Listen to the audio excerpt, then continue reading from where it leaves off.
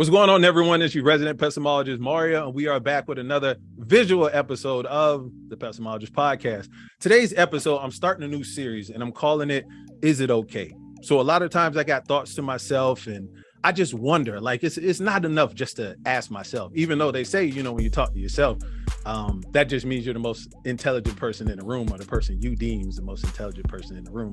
That's the case with me usually anyway. So, but yeah, I ask myself these questions. I'm just like, is it okay if such and such and such and such? And I just thought it would be a great idea for an episode. So I brought along with me some qualified folks with me to have this discussion and get some answers to these questions. First up, I want to go ahead and invite a guest that I had on before. She is highly qualified. She is the Fiona. What's going on, Fiona? What is going on? Hello, everybody. Thank you for having me. Absolutely. If for y'all that don't know, go back and listen to season 2. Fiona was on the episode we did with Men and Women Can't Be Friends. I said, I feel you can't. Yes, we did get to that you can be friends. They're just rules, right? That's what we came to? Yeah. There's just rules. Rules if you're in a relationship, but if you're not, then then it's all. Make sure y'all go listen to the episode. Available on all streaming platforms. Make sure y'all go listen to the episode. Fiona, go ahead and tell them about your podcast, because I saw the episode Where the Bag At. I think that's what it's called. I need to listen. I don't even know what it's about, but I want to listen to it. Go ahead. So I have a podcast on Spotify, Apple, wherever you listen to podcasts. It's called Conversations with Fiona. And I have different people come on and we just talk about mostly dating and relationships. So go listen, subscribe, follow, all that good stuff. Much appreciated. Hey, next up, this is my boy from we back, man. Look, me and my dog, we've been out the country. We kicked it back in the States. Without any further introduction, my boy DT, what's good, bro? What's going on, everybody? I've been on the show before. I can't remember if those ever aired. It was probably my fault. No, good. I know. I'm glad you mentioned that. No, bro. So check this out. We had some technical difficulties, and then it was a different part of it's a different element of the conversation that wasn't there, and it's on me. It's the way I structured it. But for that, we're going to redo that episode. And sorry for the women on the panel. The episode was called "Dumb Things Women Say," and don't worry, because there's a second half to it. And tell them, DT, we were going to do "Dumb Things Men Say." Yeah, we were going to get into it. But yeah, man, hey, thank you for having me back on, bro. It's always a pleasure. You know, since I met you way back in 2019, man, like I said, bro, I always say, you know, I'm the coolest dude you'll ever meet outside of my boy Mario. So, you know. Yes.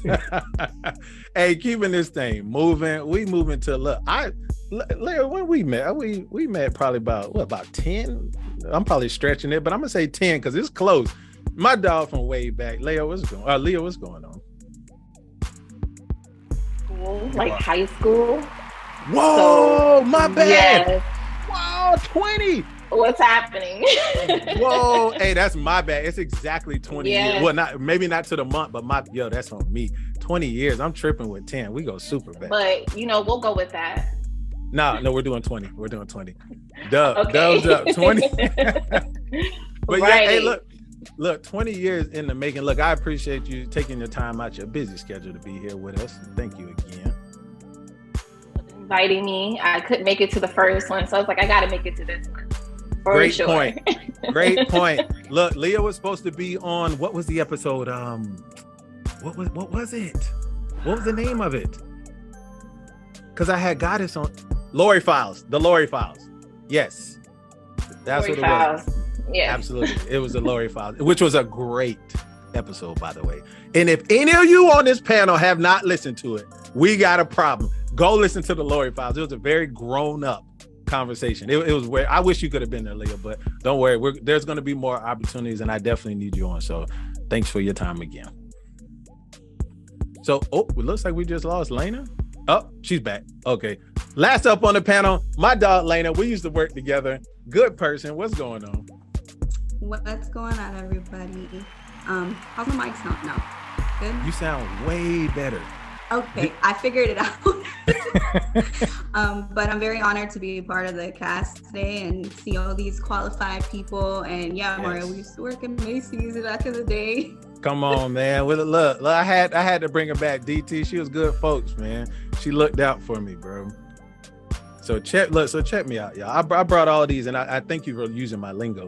I brought all these qualified people here today to discuss some of the things that have been on my mind. So like I said, y'all know I speak on everything from just a different way to see life, or the way we interact with people, relationships, marriages, life cycles, just everything. My mind is constantly wandering.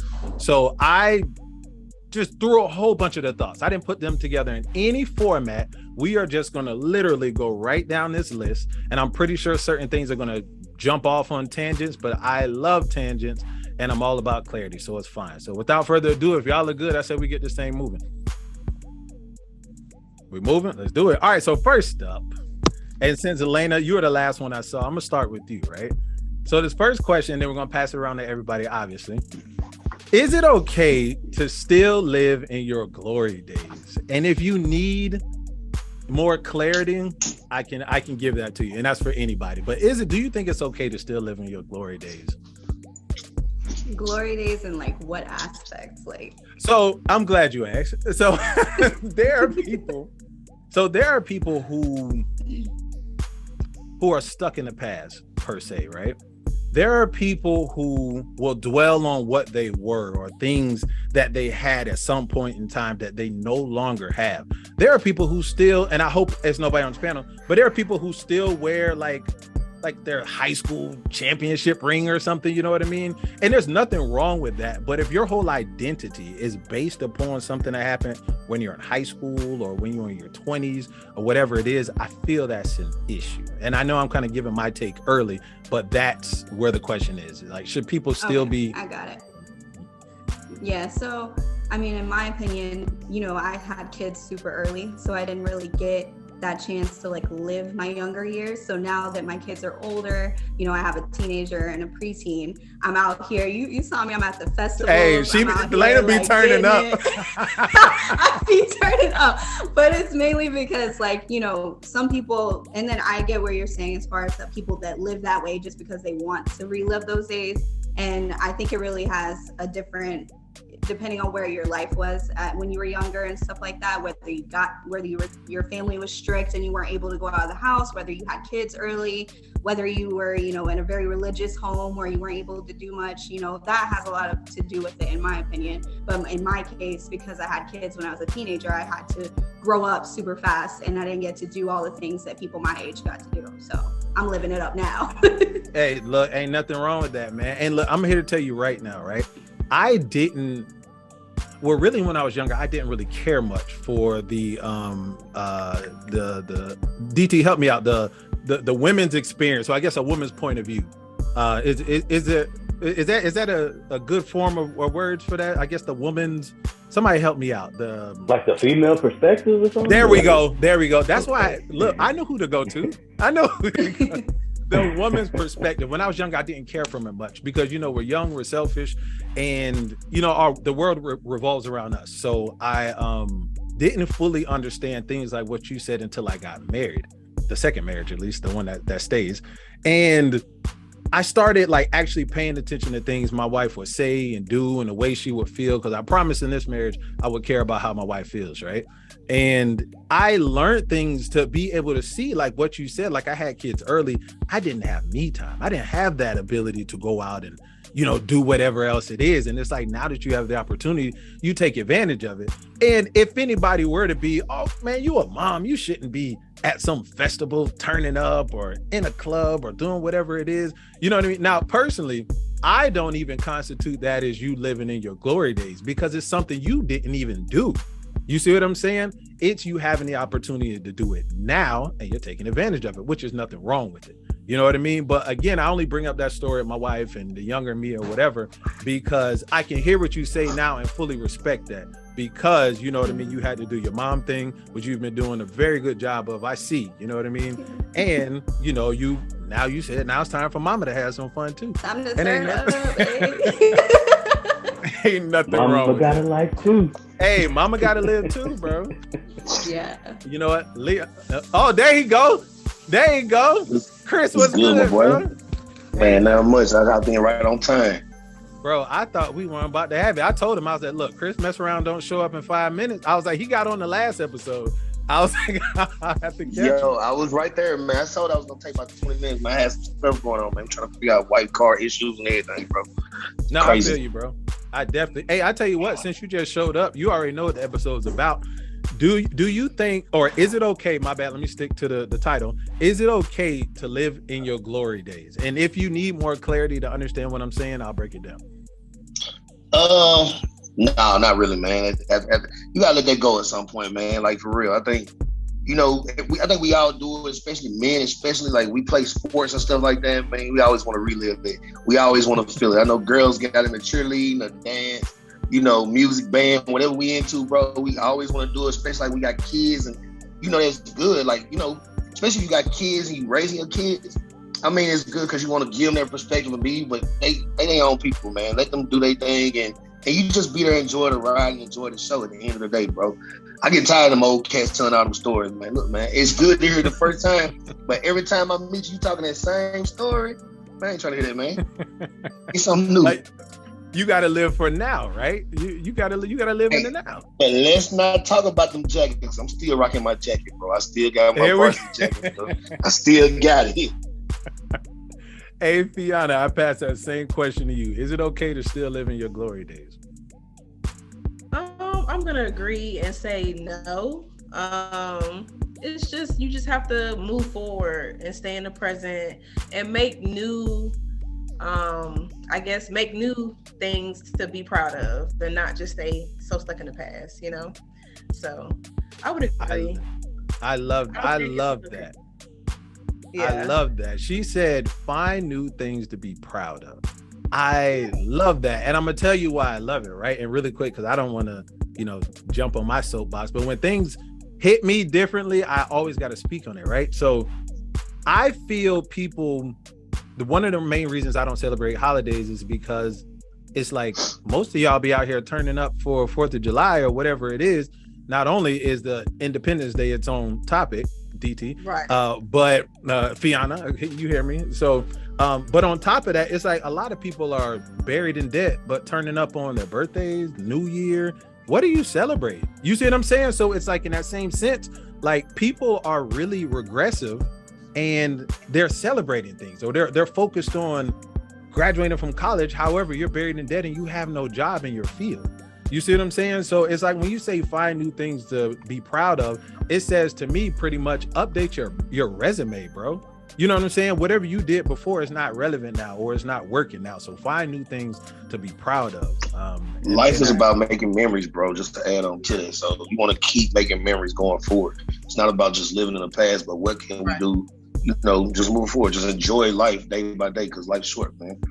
Nah, big facts. And it's okay. And it's okay to, and I don't know your reason why you don't celebrate holidays, whether it's religious or what have you, but in regards to birthdays, it doesn't have to be a lavish birthday, but definitely celebrate life. Like you made it another year. Like just that should be, whether it's just dinner or buying yourself a shirt, like celebrate that. It could be just as small, but very meaningful.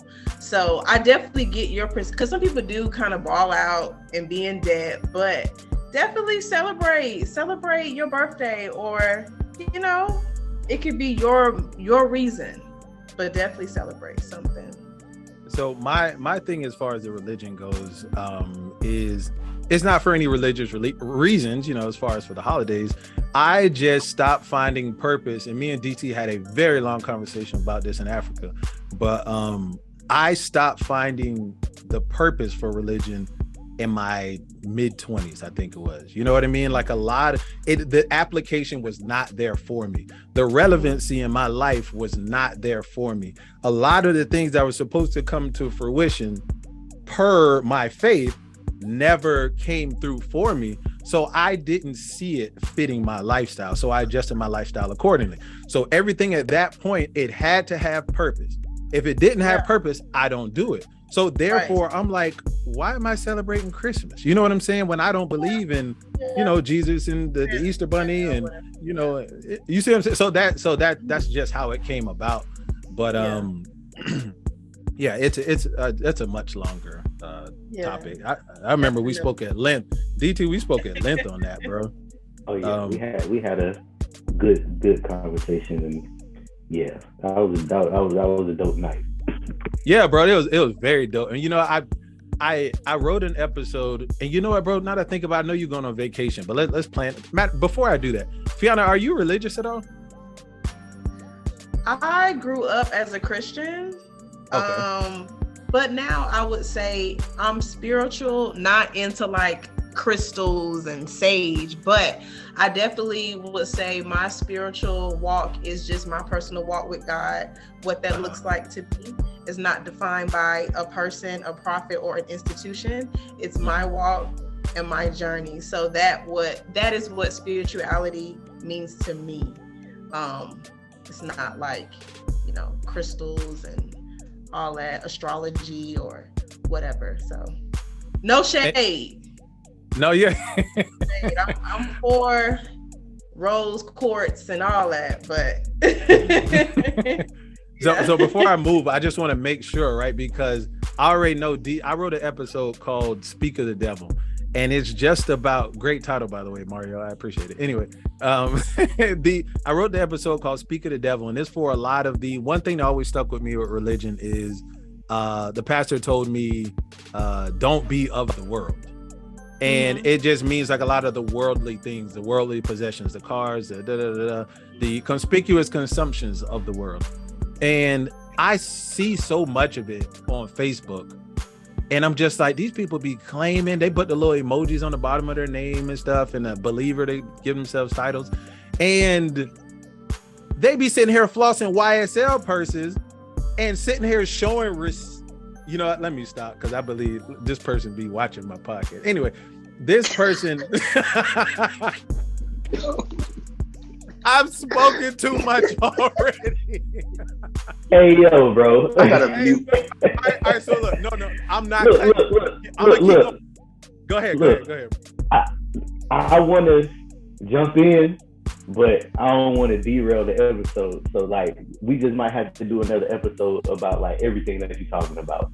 Yeah, that's a serious. Because it's probably going to be some of the same elements and discussion points that we had when we talked about this back when we was in Africa. You know what I'm saying? With some of the things that you say. So just so we can give the topic a chance to breathe and actually bring the conversation more integrity as far as like the religion thing, I'm not going to jump in because I know it's going to, like, you know what I'm saying? So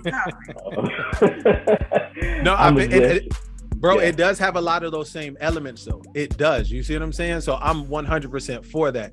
And it's like, I just want people from all walks of that religion cycle, the spirituality, whatever, so we can have that conversation. I know it'll be a really good one. So yeah, man, we'll chop it up. Anybody on the panel now who feels they would want to have that conversation at length, we'll talk after the recording, and we'll definitely make that happen. All right, so I'm gonna go ahead and skip past that one question. I think we got the consensus. It's not okay. You need to make new memories, find new things to be proud about. I like that. All right. So here's the next one, right? Is it okay to eat whatever you want and people should accept you the way you are? DT, I'm tossing that one to you, bro. Of course you toss it to the fitness guy. Come on. So no, it's not. It's not, because health is wealth. You know, your body is a temple. Whatever other type of euphemisms, statements, phrases, cliches that you may have ever heard when it comes to like living a healthy lifestyle. Moderation is key for everything. You know what I'm saying? If you smoke, that's cool. Moderation. You know what I'm saying? If you drink, cool. Moderation. You like ice cream, cake, whatever. You know, it can't consume your life. You know what I'm saying? So the thing that bothers me about, you know, I guess you could say overweight, or, you know, because I understand everybody's not made to be, you know, slim and things like that, and you have different body types. So as long as you are healthy, and if that is the body that like God made you in, and you just a thick person, whether it be a man or a woman, you know what I'm saying? Because again, everybody's not made to be, you know, slim and everything, then that's fine. But if you're making crazy decisions with your health and eating whatever you want, and you know what I'm saying, reap benefits. Bro, I tell people all the time, we live in the world. I try to, and some people may hear that and not see how profound it is, but it's very profound. But because being able to understand we live in the world, meaning you live in a place of judgment. You live in a place that says if you are overweight, you are not attractive. We live in a place that says if you don't go to college and get a 4-year degree and have a house with a picket fence in a yard, you are a failure. We live in a world that says you have to become a doctor, lawyer, astronaut, or what are them other dentist, or these professions in order to be considered a professional or have a real career. You see what I'm saying? So it's like when I tell people this, it's like, and I'm glad you brought light to it, what you do, or you know what I mean, anything you expose yourself to, you also expose yourself to judgment. You see what I'm saying? So it's like, but then again, you also made another good point that if, you know, you're secure in who you are and you know what you know, can offer in any situation, who cares? You know, so it's a great points on you, bro. Fiona, I want to ask you the same thing. Is it okay to eat whatever you want and people just got to accept you just the way you are? I'm gonna agree with DT. I mean, it's just you definitely can eat whatever you want, just in moderation. So I definitely agree with him. I mean, yeah, it's okay. Got you can. Yeah. It's moderation. No, moderation is the big thing. And you know, before I move on, I'm gonna go to you, Lena, next, right? And I want to give like the history behind these questions, right? And it's a real brief one. I did an episode on conditional beauty, which if you all haven't listened to it, I wrote that one. That one it's I really love it.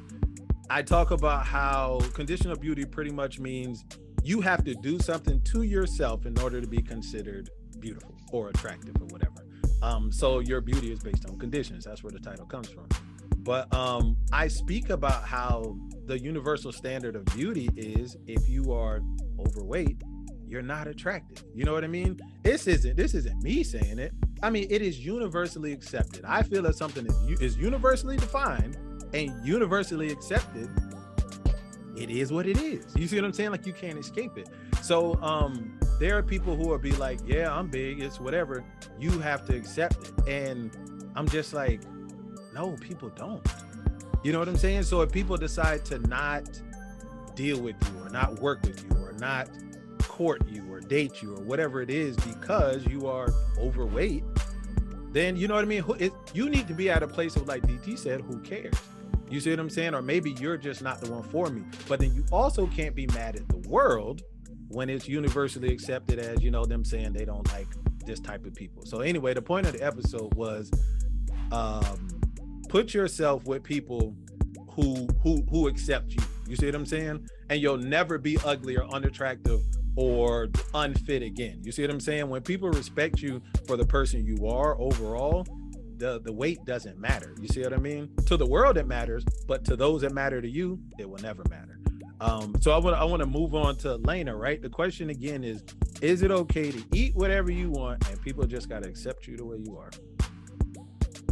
I would say no, mainly because you can eat, like everybody said already, you can eat whatever you want, but you have to do it in moderation. You have to take care of your body. You have to know how your body takes certain foods, and, you know, because certain people have different chemical imbalances in their body that may cause them to gain weight or whatever. I just recently lost 23 pounds. So turn I'm up, trying pause, everybody turn up for, hey, give it up. Yeah, so I did it through intermittent fasting. So I did it through intermittent fasting. I'm a huge foodie. Like, I love food. It was so hard for me to do this, but I did it in like 2.5 months. And the reason why I did it is because you knew me back when I was younger, when I was like in my early 20s. You knew I used to work out 3 times a week.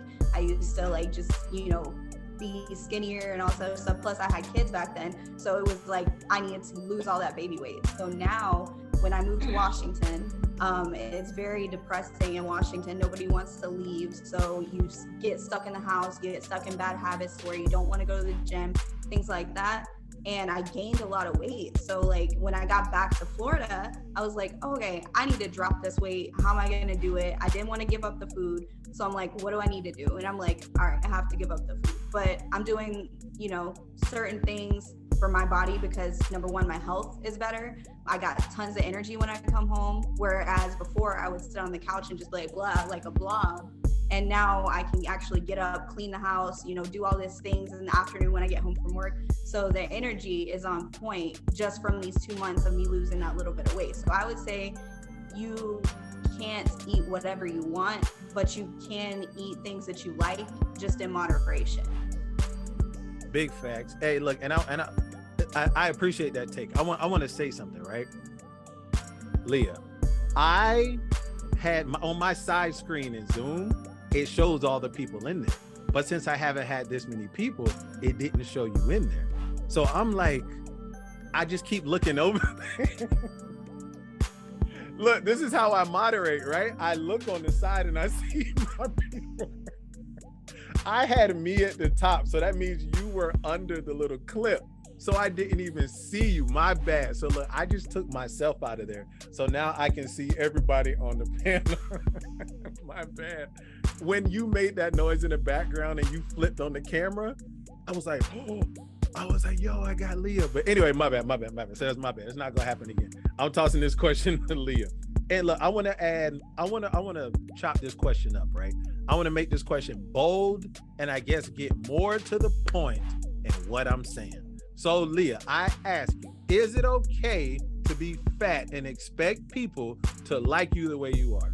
I think that anyone is expected to do anything. I mean, you can't expect anyone to like you if you were skinny or if you were beautiful. Maybe they like ugly people, maybe they like fat people. So it's all in perception of who your audience is. So when it comes to this whole conversation, it's all in perception because I mean, you can do whatever it is that you want to do, but everything has a consequence to what it is that you do. If you overeat, then yeah, you're going to blow up like a balloon. I mean, if you undereat, then you're going to be skinny and probably, you know, be malnutrition. So it's just kind of falls hand in hand with that situation. But I totally agree with everyone that has made a statement in the situation, especially DT and I'm sorry, is it Fiona? I'm not sure. Fiona. Yeah. Yes. So yeah, I totally agree with everything everyone is saying, but absolutely I feel that you can't expect anyone to like anything. So if you had that expectation, then you're setting yourself up for failure. So that's just how I feel about that. No, good response. And it made me think, right? Because you can't expect anybody to do anything, she says, right? Even if you are the universally accepted attractive, you can't expect people to. But let's say we're talking about a universally accepted male who's considered attractive, right? If he were to walk in a room, would he be arrogant? If he were to walk in a mall or wherever that's highly saturated with women, right? Would he be wrong to be like, I know one of these girls in here feeling me, like I know. Would he be arrogant for that? Or would he just be right? You were saying something? Well, I was just gonna say the attraction may just be your confidence. I'm not saying you're a bad guy. You're not. You are attractive, but attraction is not just looks. You could be attractive and no personality. You can't hold a conversation. You're ugly. I'm not interested. But if you have a good conversation, you're confident, personality, that outweighs attraction or looks. So, I mean, again, you are attractive, but what I'm saying is it could also be your confidence may be the most attractive to some women, and that may pull, you know. That's definitely true. A different perspective, something else to think about. Right. So look, check this out, right? And Chris, I want to bring you in on this one, bro. I live in a different world, right? So look, and let me just add clarity by saying this. I mean, I'm married, obviously. Chris is married also, and that's why I wanted to ask him this question. Well, you know what? So bro, answer this question for the sake of perspective, right? All right, let me say this first. There's no way personally, and I'm sorry to whoever feels however about this. I don't care how great your personality is. I have my own selfish needs, and they're physical, right? So I need you to be attractive. You can have the great. Okay, no, go ahead. But here's my thing, and maybe Lana and Leah, because we're women. We have dated, or I've been around attractive guys, but personality-wise, like they can't hold a conversation like their wealth or their job is all they have to offer. It's like, okay, dude, like what else are we doing? Like, you're cute, but what else is happening here? You know what I'm saying? So true. Hey, I wish the camera could have panned in on Leah. She was right.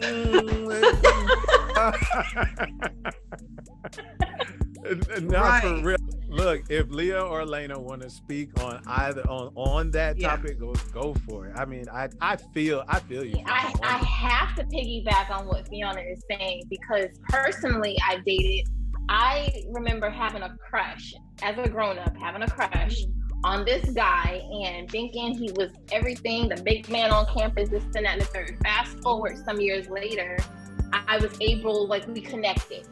And I want to say, I'm thinking the personality and the looks, it was just not matching. It was just totally off. It was like, okay, I'm attracted to you, but like what she said, what else?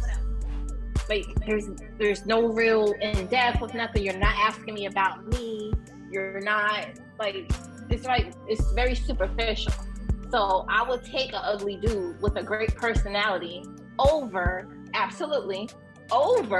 some guy that's feeling himself and basically can't move me at all in any direction, mentally, physically, down there, nothing. And that, ladies and gentlemen, is how when you be out in the mall or somewhere and you see that ugly dude, but he have the baddest thing in the mall, and you be like, how the hell did he pull her? Lena was about to say something. What were you saying, Lena? Can you hear me? Yeah, we hear you. Okay, sorry, my thing was dying. Yeah, so I agree with both of the girls too, and I agree with BT too, because that's why you see those guys out there. But it's like the personality part doesn't fade over time. The looks will fade if you don't keep it up. And imagine being with someone who you're 50, 60 years old and you're old, but you still have that same personality, that same connection with that person, but the looks are not the same. So it's like in an aspect of that, it's like, I have a person who looks great, but what can you offer me besides that? What can you offer me besides money or your looks or whatever? Do you have a personality? Can we connect on a deeper level speaking? Like, I agree with them on that. So Lena, would now, because when Leah was talking, I was looking for a cap. I was looking for one to put on when she was like, I'll date an ugly dude. I was like, where this cap at?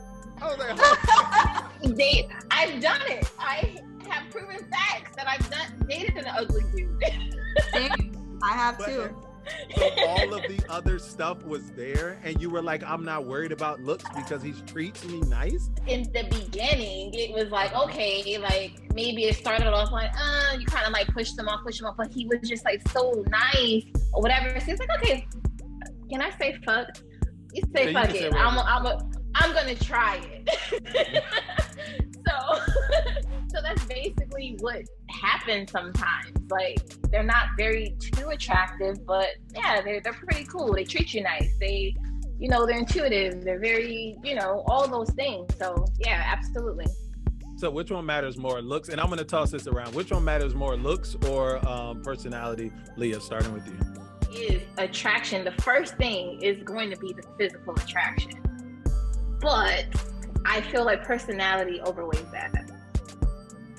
Oh, okay. I feel like I'll believe that from you. Chris, tell me, bro, which one matters more, looks or personality? You can add just a smidgen. I'm talking about a couple words, but if not, yes or no, and we gonna pass it. For me, man, it was kind of personality, bro. I ain't gonna even care. I done had the bad chicks. I done had the ugly chicks. But it really just comes down to who you vibe with the most, man. You gotta go with the vibe, bro. Okay. I'm gonna take it. DT, looks or personality? Looks will get you in the door. Your personality will make me want you to stay. Okay, Lena, go ahead and bring me home. Looks or personality? I have to say the personality, because if I can't get that best friend vibe with you, then your looks don't matter to me. So look, I'm flipping everything on his head. I'm flipping it. I only say looks matters, right? Because you won't even know what their personality is like if the looks don't pull you in to find it out. Can I get an amen somewhere? Or we all agree with that. We all agree with that. Yeah. I've got one thing to say. Like, I would disagree. You can't see personality, Fiona. You can't do it. But it depends on the situation. What if you guys are co-workers and you guys have a platonic friendship that can grow into something of substance? So, and attraction is funny because what Leah may find attractive, I may not. So you gotta kind of, it's different. Like some women only like dark-skinned, bearded guys. Some women like light-skinned. Some people like, it just depends. Attraction is like this. I got something to say, man. Man, Tag Chris, me in, bro. Chris, you got it. Chris. Just going with the looks thing. I get where you coming from.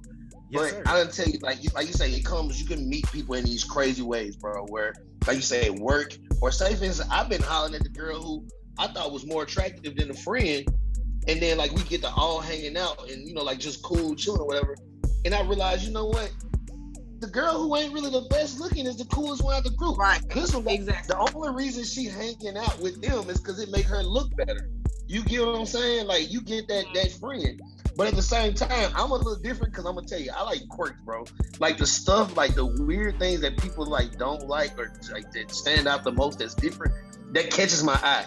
Like vitiligo. Like this girl got vitiligo. I don't know what it is about this. She got this little spot or this birthmark or a mole. Okay. It'll catch me different. You know what I'm saying? Like, I'm weird, bro. Like, for real, dog. Cause look, I was gonna ask you. I was like, my dog said he like quirks. I was about to say, tell me a quirk. I didn't want to cut you off, but I was. I like cut midget. You off, and I know, right? Don't get me wrong. Like, but this shit, it's just, I realized over time the one that looks the best, for some reason her personality don't match it, cause she done been boosted so much by these guys, and they told her she look good, and since she feels she looks the best, she's supposed to be treated a certain way. And you, just cause you look good, you don't have nothing personality wise to make me want to treat you that way. You get what I'm saying? Hey, so check this out, right? I want to Fiona, press the pause button. Fiona, you muted. So look, I want to. Oh, go ahead. No. And first, I want to say I think I sent the mute to somebody because I heard Leah echoing that, and that was it. You all can take it off because there's no background. That's fine. But I just wanted to pause to address what Chris was saying real quick, because I was about to be like, hold up, we're not about to put this stigma on attractive women, that all attractive women's and not all, let me take that out of there, that attractive women's personalities are trash. I remember as men, we heard that when we were in middle school, that if she's attractive, she's stuck up. You see what I mean? And it's like, I felt like I was getting hints of that. You know what I'm saying? And I was about to say, nah, Chris, we're not going to do that until he finished. And that's why I was like, I'm going to let my dog finish. This man explained why a lot of those attractive women feel that way. And I was like, yo, that's facts. They have been boosted so much over time. They've been given more than your typical average woman. You know what I'm saying? And it's like, again, it's a simple thought, but it's profound if you let it just rest on your brain. And I was just like, I'm glad I didn't cut him, and I'm glad he finished and went and said that. That's exactly what it is. And it's actually, that good-looking girl could have had a great personality, but she could have been ruined by all these whoever's as, oh, here, take my money. Take, you know what I'm saying? I'll let you talk to me any type of way and all this crazy stuff. They've been ruined. Bro. You took the words out of my mouth, my dog. Hey, good plug. I was just about to say. Good plug, Chris. Look, we just did an episode talk about simps. Good plug, Chris.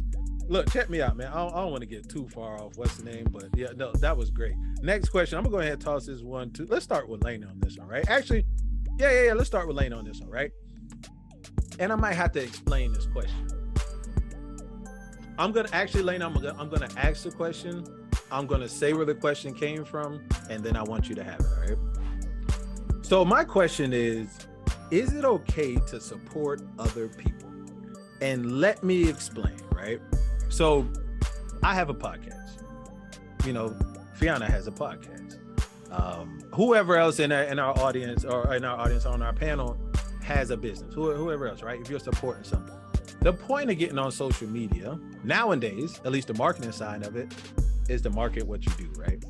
And this is the easiest way to show your support nowadays because it can monetize itself. If I put my clip of my episode up and all the people who know me or at least are people of sound mind can see that I'm marketing something that is homegrown. This ain't the Joe Budden podcast. This ain't the Joe Rogan podcast or nothing. This is a regular dude who's been around y'all one way or another who started a podcast. You know what I'm saying? And is doing something of substance. You know, all it takes for you to eventually put me in some type of algorithm to get me to a whole bunch of people is doing this on the screen. And I feel people hold themselves so highly to where your thumb or your pointer finger or index finger, no, that's not index finger, your pointer finger is that sacred to where you can't even support me. And you've seen me, you've spoken to me, or you hear what I'm talking about. I'm not in here talking about something dumb. And you can't even support me by just back. Before you would have had to buy something from me, you would have had to pay for this. You don't got to do that, bro. Just double tap the screen. You see, I'm out here doing my thing. I done bought the camera, I bought the lights. You see what I'm saying? So it came from, I'm like, people don't want to support people anymore. You know what I'm saying? Is it hate? Is it jealousy? Is it you want a podcast and you didn't start one? You know what I'm saying? So it came to my head and I was like, is it even okay to support people? So Lena, I toss it to you and I ask you that, is it okay to support people? I think 100% yes, 1,000% yes. You should always support people, even if you don't know them. But I'm a big supporter of small businesses, and I like to buy a lot of stuff from small businesses. I think because I know that they put so much work into doing it, just like with you and your podcast. Like, you put so much work, so much time, money, whatever you have to do just to get like one episode out or just to get, a few people to like it and stuff like that. And I think you should always support people. I'm a big person. I want people to be successful, whether I like them, don't like them, know them, don't know them, because at the end of the day, we're all going to be trying to work towards a better life at the end of the day. So whether you're a good person, bad person, I know you, I don't know you, I'm never going to wish bad on anybody. So if it's a podcast or if you're selling bath, like I have a thing for bath bombs. So like I'll buy like handmade, like, small business bath bombs, because to me, I'm supporting them and I'm still getting something that I want out of it. And it honestly is probably going to be a better quality product anyway. So, for me, 100,000%, you should always support anybody who's trying to make it in this world, because it's hard enough, It is, man. And you could easily go to Bed Bath & Beyond or whatever and buy a bathroom easily. But it's like, there's nothing wrong with, like you said, you could get better quality, and a lot of times you do. You know what I'm saying? They use natural products, so it's a lot easier to get help a small business out. It's usually cheaper because they're just trying to get their product out there. I can share pictures of it, which would get them followers or people to buy their product, stuff like that. And the quality is usually better because they are using natural products, because for them it's a little bit easier to grab or get in bulk and things like that. So that's just an example that I do, because I've purchased a lot of different things, but bath bombs are like my little thing I buy. But yeah. No, big facts, man. I appreciate that. I want to toss this on the back to Leah, because I felt like I neglected you in the beginning. Leah, I ask you, is it okay to support people, man? But we'll go back to what the whole in big people thing is it like are you supposed to expect it? So it's just one of those things, I would like to support people until you do something to I feel like I can't support you. And especially when it comes to small businesses and Black-owned businesses especially, that's a whole nother conversation too. It's just expected, but it's the customer service is bad. everything is just not on point. So why are you expecting me to support you? Like, in some aspects too, like if it's something about like just clicking and sharing and all that stuff, sometimes I think it teeters on people just being haters, or they're just lazy. They just don't want to do it. But, you know, like even with this episode, I shared it like, hey, I'm going to be on this episode, but no one freaking on my feed liked it or was like, oh, that's great, whatever. But if I was throwing the buns out or something like that, they would be like all in. So it's just, people are just weird. That's all. It is, bro. Look, you said a couple things that I definitely want to jump off on, and I'll throw away some questions to address these three things, right? And so the first thing you were talking about is the Black business and some expectation. I'll throw away some questions for that one for sure. Another thing you said about how you posted it on your page and nobody likes it, right? But if you, like you said, if you were to throw the buttons out, and then also if you were to be a feature on, let's throw Joe Budden out there again, he's the first one to come to mind. If you were on Joe Budden podcast or you were on the Breakfast Club, people would be, oh, Leo, tap, tap, tap, tap, tap, because you made it, right? And then the last one is they're still haters. yeah, I'm telling you that, and that's the thing. They're going to be watching the entire hour and a half episode of you on there. Why she got on there and I didn't. Yep. You see what I'm saying? And that's my thing, bro. And I'm gonna keep it short because I want to go back to the Black business thing.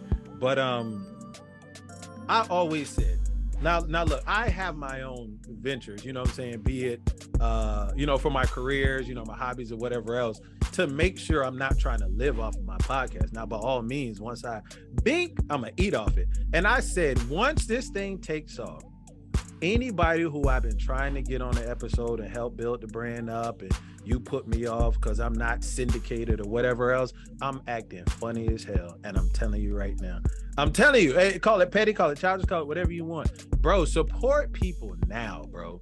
People just want to attach to stuff because it's up. You know what I'm saying? People want to be a part of something that's already big and developed.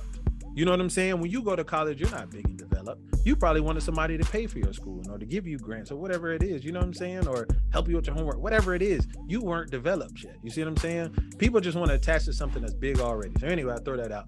The Black-owned business thing, and I want to make sure I heard you right, Leo.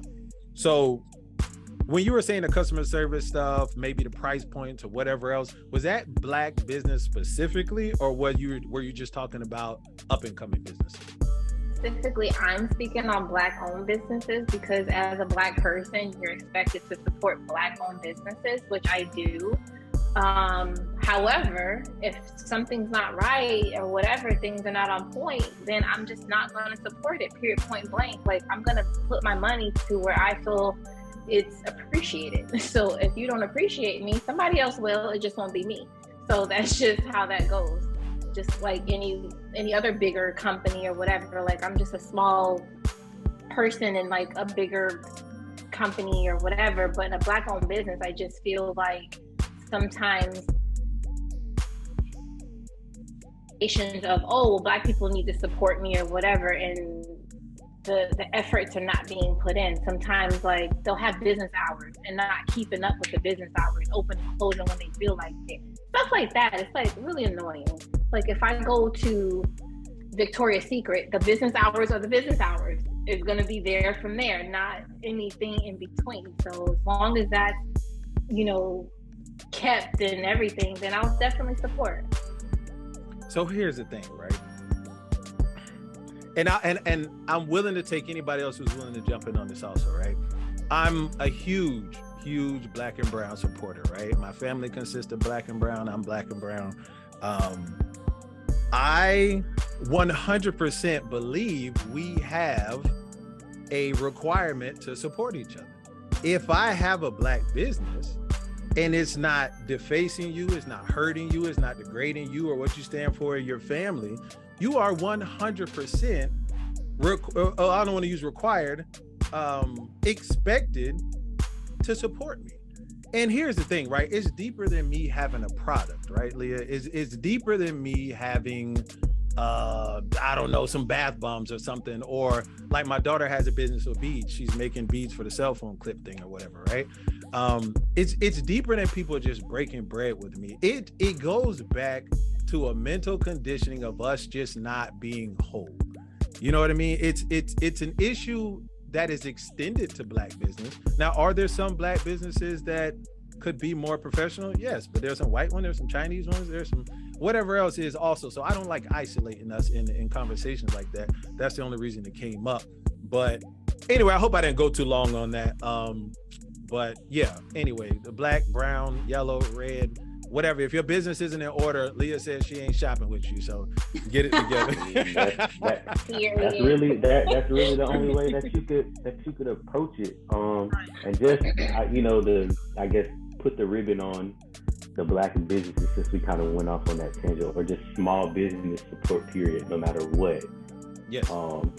You also have to consider the other side of the coin of the patrons. Now, I know that we are talking Black business because, we're all Black on this podcast, and that is probably our main, experience when it comes to shopping with small businesses. So, my wife owns a business, so I've seen, both sides. And, just as a patron would expect a Black business or a small business, especially a Black business, because you want to see your people win, to have their stuff in order, posted hours, customer service, quality products, things like that. On the flip side, as the business owner, what really, really, really chaps her ass is when our people come and it's like, well, what can you do for me? No. What Fat Joe? The price is the price. You know what I'm saying? Like, the price is the price.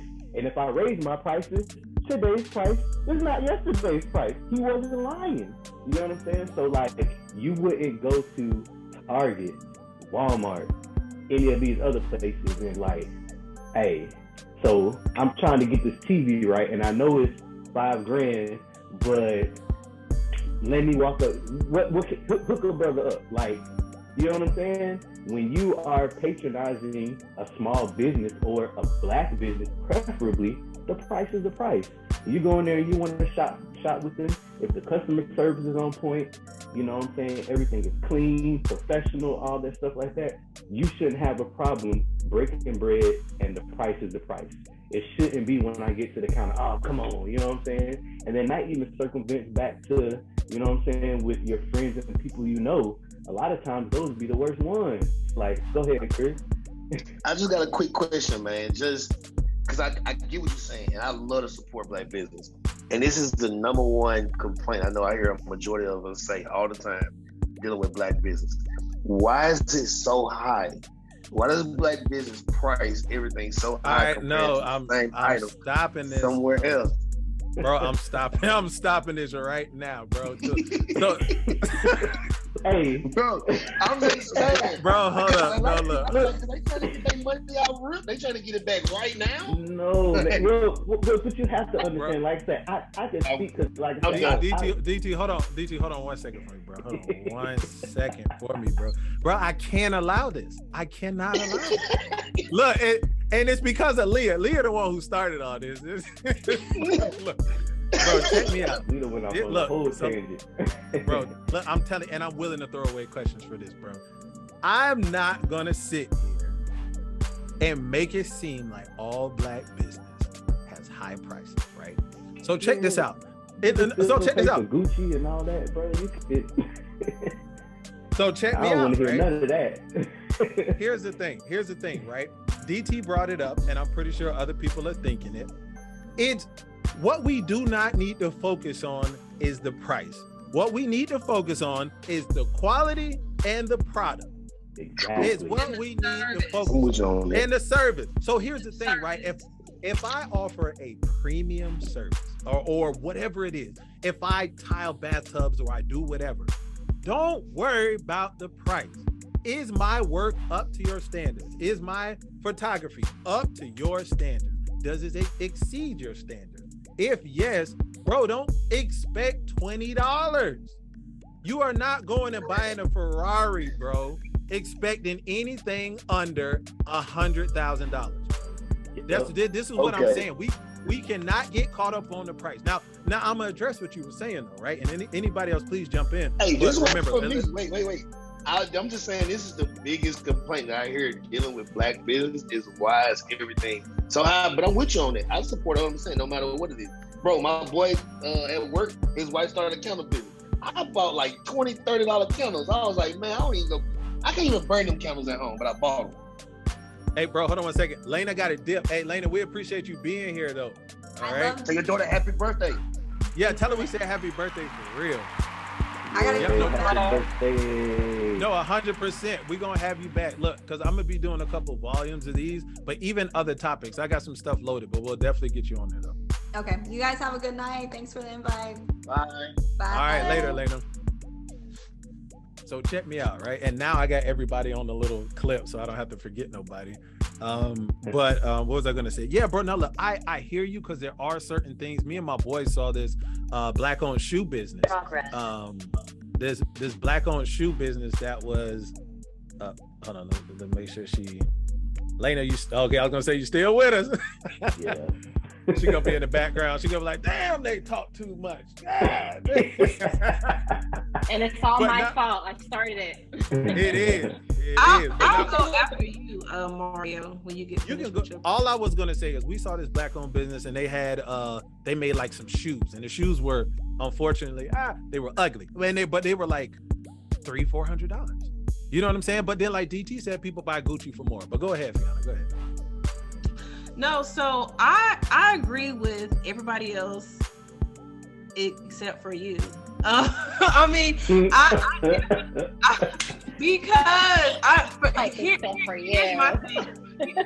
thing when it comes to black owned. I definitely will support a black owned if it's worth supporting. I'm gonna be real. If it's worth. But you don't say that when you go to Target, Fiona. Yes, I do. I don't shop at Target. It costs too much. I'm a Walmart girl. So I mean, that's besides the point. But my point when it comes to black owned, if it's worth supporting, and I say that, for example, I needed to get my fence done, and on Facebook there's a black owned business page in Charlotte. I live in Charlotte, North Carolina. So I literally called different black owned people, but I went with another company simply because when I called, they didn't return my phone calls. When I asked for a quote, it took a month. You feel me? So it's like, if it's worth supporting, especially like here in Charlotte, we have a lot of like black owned stuff. And I have a black loctician, of course. I buy waist beads from a black owned person. There are certain stuff that I specifically buy black owned, but when it comes to certain restaurants, y'all don't have no liquor. Y'all got 2 people that's serving. Like, it don't make sense to me. So if it's worth supporting, I would support.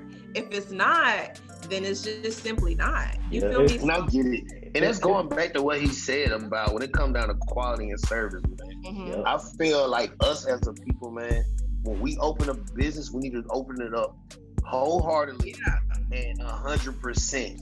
Because a lot of times, like when I see a lot of businesses, especially like restaurants and things of that nature, I feel like we open it, and it's family. And I'm cool with support because you want to put your family on, you want to put your cousins and everybody else in there. But Pookie don't need to be at the front. Pookie need to be in the back. He don't need to be taking the orders because he don't know how to talk to people. You get what I'm saying? But I want to shop with you because I want to support what you got going on. You know what I'm saying? And I think that's the biggest issue I think black people have with black businesses. But this is not what this episode is about. What are we doing? Yeah. No, bro.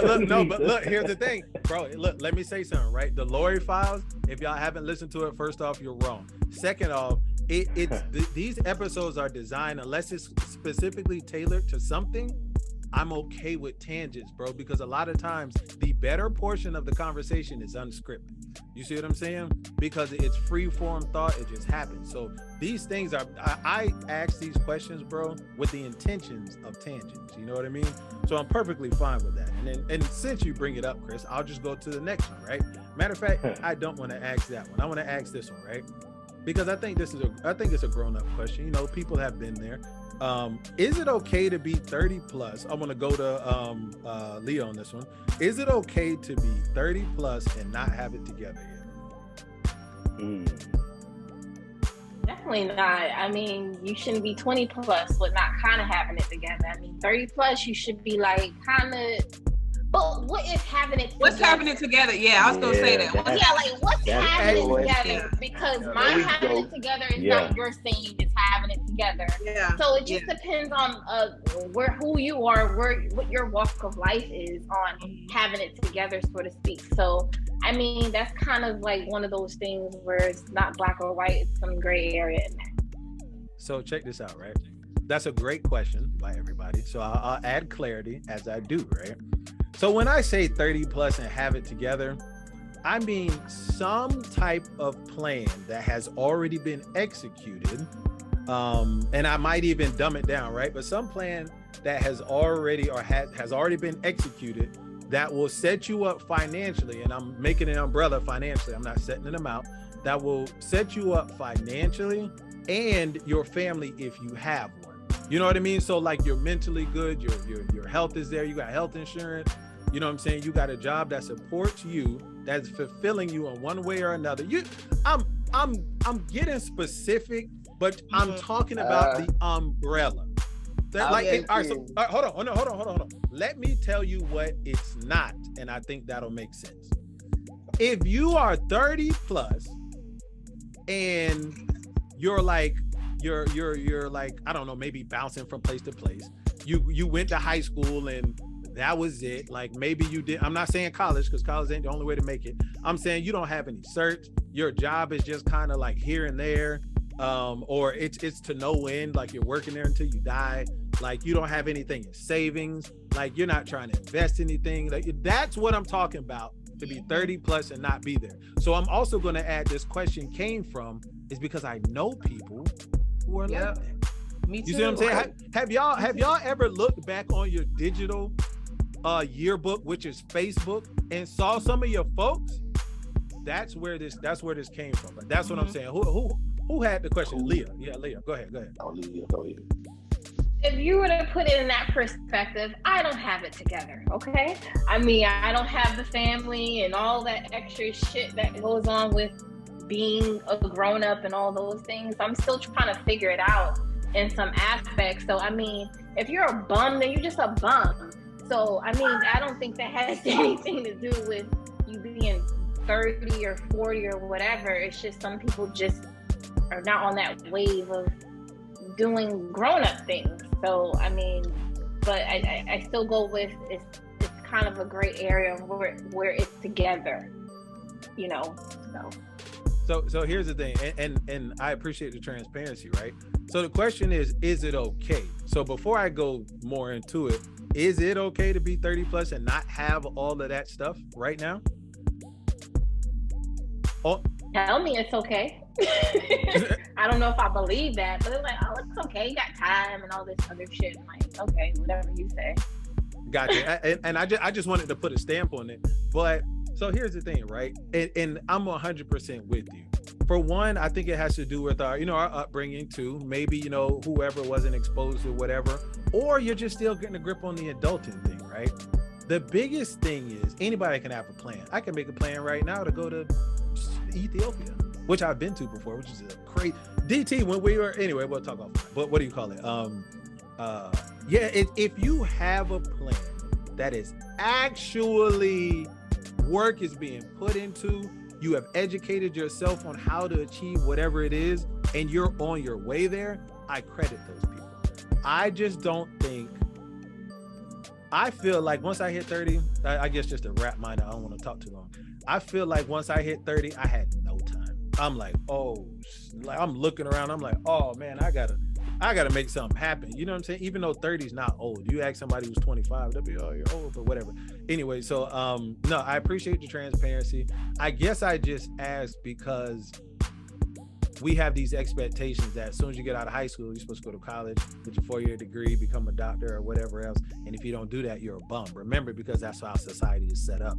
So I know that there are some people who are 30 plus who are still working towards it. And I know there are some 30 plus bums. So I just wanted to ask the question for perspective, but I appreciate the answer. DT, bro, is it okay to be 30 plus without a plan? And I think that was the question. Let me ask it to see, is it 30? Oh yeah, to not have it together yet. And we know what together means. But for the sake, what's the next question? Hey, keep this one short. I got a question afterwards. Keep going. Okay. I mean, this is a sticky question, bro, because 30, just for me, and you know what I'm saying, my experience, my life was for real, like really just starting. Because like I said, like that's when adulting becomes real. Like I was a mess in my 20s, you know what I'm saying?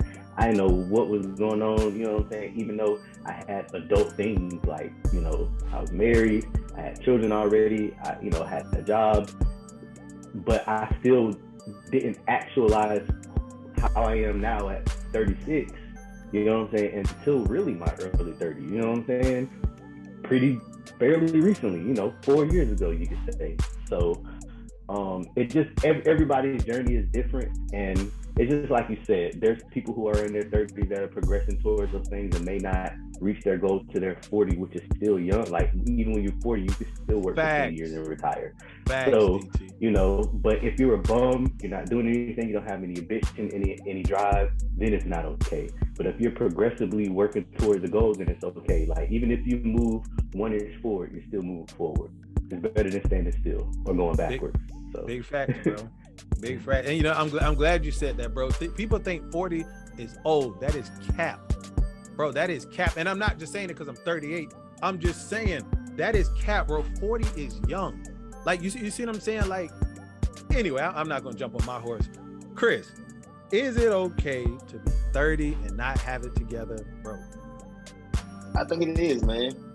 Because like you say, you use your 20s to mess up, bro. You use your 20s to make all these poor decisions and everything. And the crazy thing is, you think it just happens in college. If you don't go to college, that means you spend it. If college is like 4 years, you can do all this stuff. You get all this life experience. But if you don't go to college, you got 10 years to do that same thing.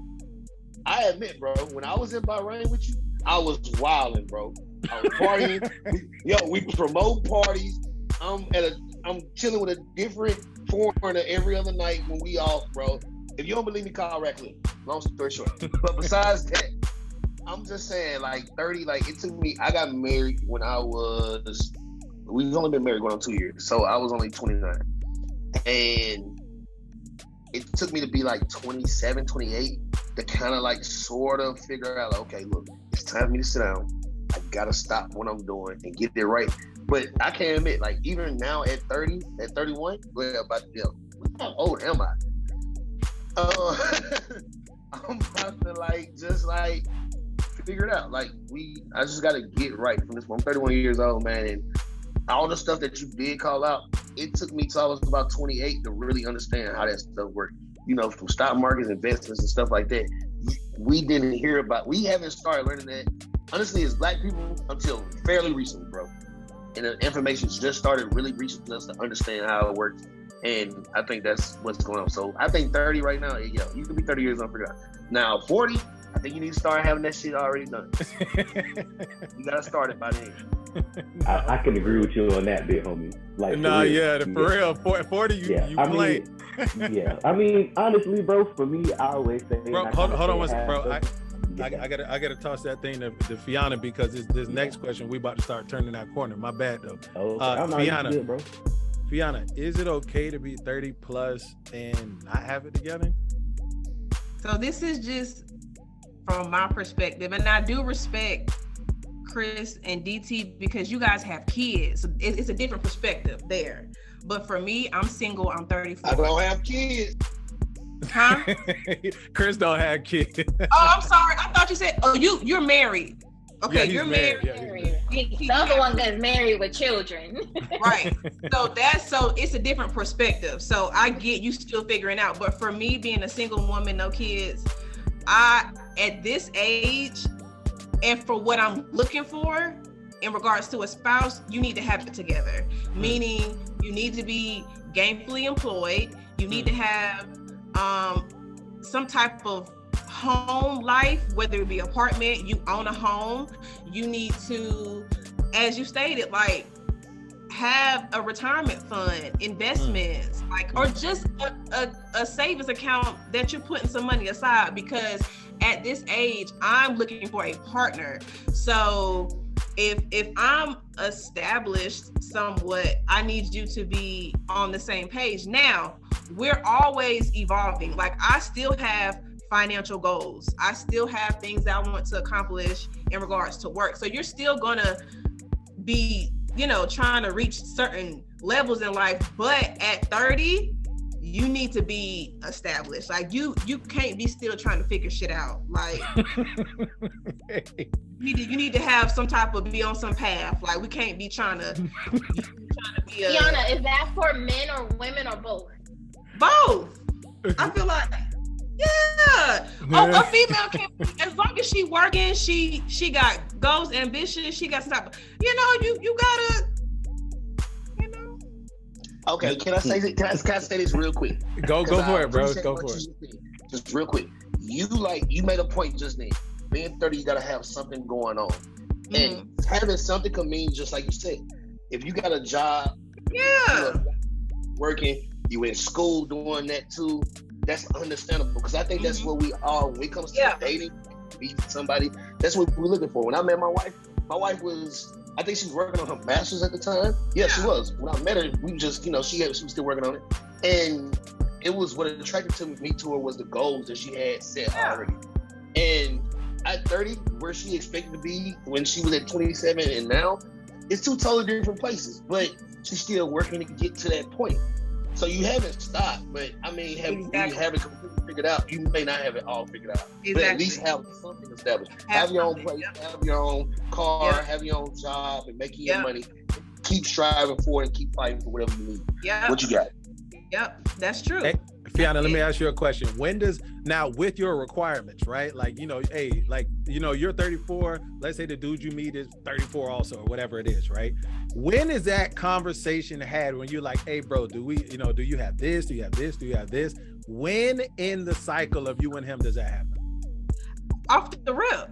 Yes, sir. Yes, sir. Off the rip, because I'm 34. Like, I'm not finna be wasting my time. Like, I've had fun. I've dated older men, younger men. I had a hot girl summer in my 20s, 30, 32. But like 33, my Jesus year, I want to get right. Like, okay, it's time to slow down a little bit, Fee. Let's date with a purpose. Let's be intentional here. So, like, definitely I'm gonna still have a good time with my partner, but I want it to go somewhere. And the number one thing, and I just want girls to stop that whole dating potential type thing, bro. Mm-hmm. Cut that out, man. That's something I've been trying to teach my own sister or whatever, and just young girls in general. Quit dating this guy because you're like, I think he can do this. I like him because he's doing that, but he's not doing nothing. You gotta see, yep. Talking about. So just stop dating for potential. Date exactly what you see and take that at face value. Exactly. No, big facts, man. What is my net? All right, so that one's great, right? All right, so here it is. Actually, I just want a yes or a no on this one. Only if the spirit of this podcast tells you to say something else, say it, but keep it short because we're getting to something else, right? Fiona, I'm gonna start with you because you're the one I see right now. Is it okay to hate or dislike your ex? Is it okay to hate or dislike? Yeah. No, that's not okay. Not okay? Okay. DT, is it okay to hate or dislike your ex? Nah, not at all. Leah, is it okay to hate or dislike your ex? Anyone. You said it's not okay to hate or dislike anyone? Okay. Use my perfect USA Miss America's answer on that one. No, it's not okay. Should love everyone. Hey, you know we got cameras we can see your face, right? I'm telling you, bro, it's right. The Chris, is it okay to hate or dislike your ex, bro? It is. I think it is. I'm gonna be that one to do it. Look, I'm right there with him. I'm gonna say my little piece and I'm gonna keep going. I'm talking about little piece. My last marriage, like my first marriage, like she really like wasted my time, bro. You know what I'm saying? Like, I said it was a waste of time. My mom and my grandma said, no, it wasn't a waste of time because you learned everything that you don't like or what you don't want in your next marriage and all this other stuff. So she said it was a learning lesson. I say I don't. Whenever something pops up, or I talk to my wife about everything, but whenever I explain to her stuff about the past, when I think about it, I'm like, damn, I really didn't like her. But I think it's perfectly fine not to do it. So check this out, right? Here's a question now, and I'm gonna ask Fiona because I feel like I know the answer I'm gonna get, right? Are you in a relationship now, Fiona? Yes. Okay, so I'm gonna ask you this question. All right, so is it okay to not like, and I'm gonna do a hyphen, right, or like a backslash? Is it okay to not like your significant other / spouse a little bit? Is it okay to not like them a little bit? Yeah, to have some, to have some things that you just kind of like, you know what I mean, like that you just don't like. Yeah. So what? Tell me one thing, and because I want to weigh something, like, you know what I mean.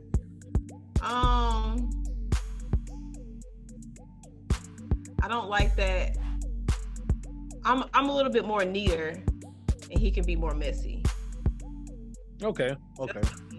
Something simple, I guess. That's light. But he said go light. No, I meant the explanation part. Like, you know what I'm saying? But so hold on, Fiona, right? I'll give you a second. Nah, Leah, you're not with nobody right now. Oh, was I with not somebody? But the question is, on the book. I'm just okay? like with nobody. Like, no, he's wrong. You so wrong for that. So Chris, bro, is it okay to not like your spouse a little bit, and then tell me the answer, and then tell me something that you don't like? It is, man. I think it's perfectly fine because like you say, your ex is the reason why you are the way you are now. Majority of the times, like they kind of something about them shaped a little bit of something about you. That's how I feel. Mm-hmm. And I figured out from one of my exes, I don't like needy individuals.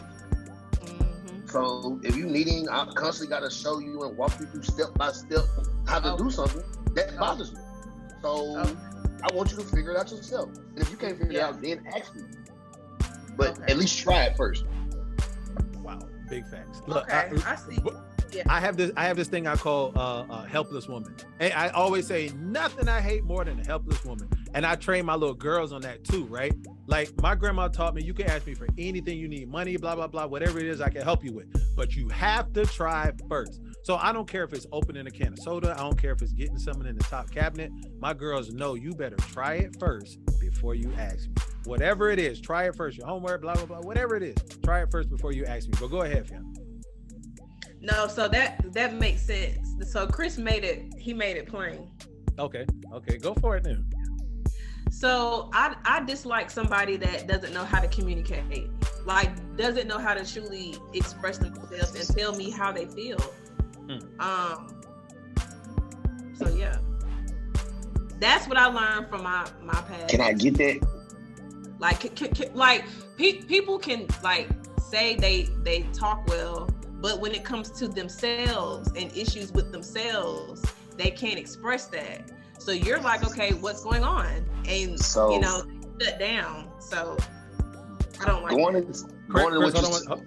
on one second, bro. Hold on one second. DT, tell me, is it okay to not like your spouse a little bit? Answer the question and then tell me something you do not like.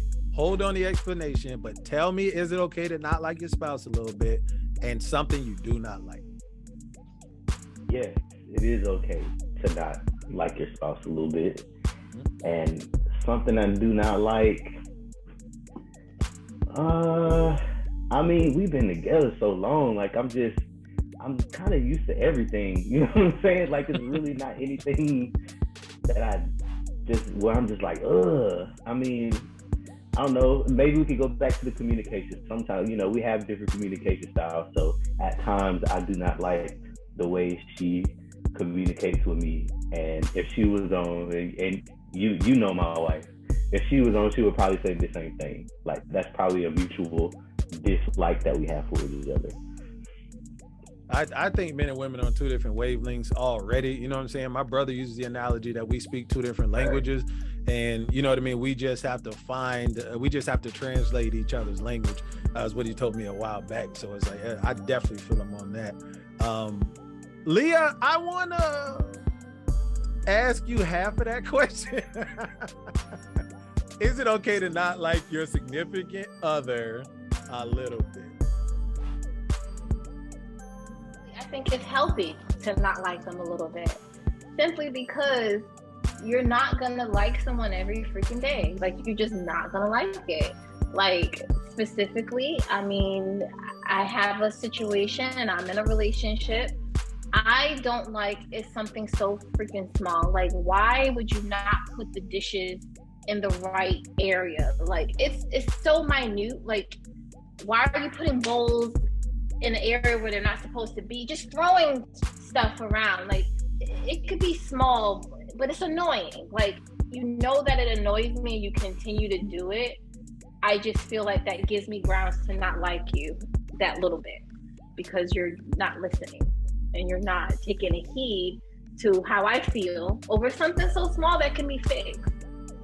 Now, if it comes to personality and stuff like that, absolutely. Personalities clash, and no matter how long you've been together, you know, people have different ways of how they are. Even if you are used to it, it's just, you're just not gonna like them every day. That's just how it is, period. It's functional, and I'm glad you said that. Like, it's normal. Like, as long as it's functional, it's okay. You're not gonna like somebody every day. You know what I'm saying? I think it's healthy, because then it brings up those conversations. It gives that dialogue. Like, hey, you know, I didn't like when you did X, Y, and Z. Definitely. And you may have to have those conversations often, but at least it's opening up dialogue to say, yeah, you know what, you pissed me off the other day, and this is why. So I think it's healthy. Can I jump in real quick, Mario? Go for it, bro. Go for it. So I always look at it like this. Like, when it comes to relationships, and since we're talking about romantic relationships, we'll keep it there. Liking somebody is conditional. You know what I'm saying? There's a set of parameters, or whatever the case may be, that's around you liking somebody, and conditions change. So you could like somebody one day, just like Leah said, and then the next day you not like them, and that could be based on a lot of factors: your mood, their mood, the environment y'all in, whatever the case may be. Liking somebody is conditional, but when you start to get into those deep waters, especially for my married people, you know what I'm saying, and you start talking about that L word, love, that is supposed to be an unconditional thing. No matter what you do, how bad you piss me off, I may not like you, but I still love you. I could say that. You know what I'm saying? It's been, you definitely cannot like your spouse or your significant other. You know what I mean? But or even when you talk about familial stuff, you love your mama to death. You don't like her every day though. It's the same deal.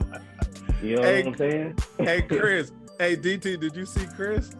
I've seen him over there shaking his head, man. He ain't been here long enough, bro.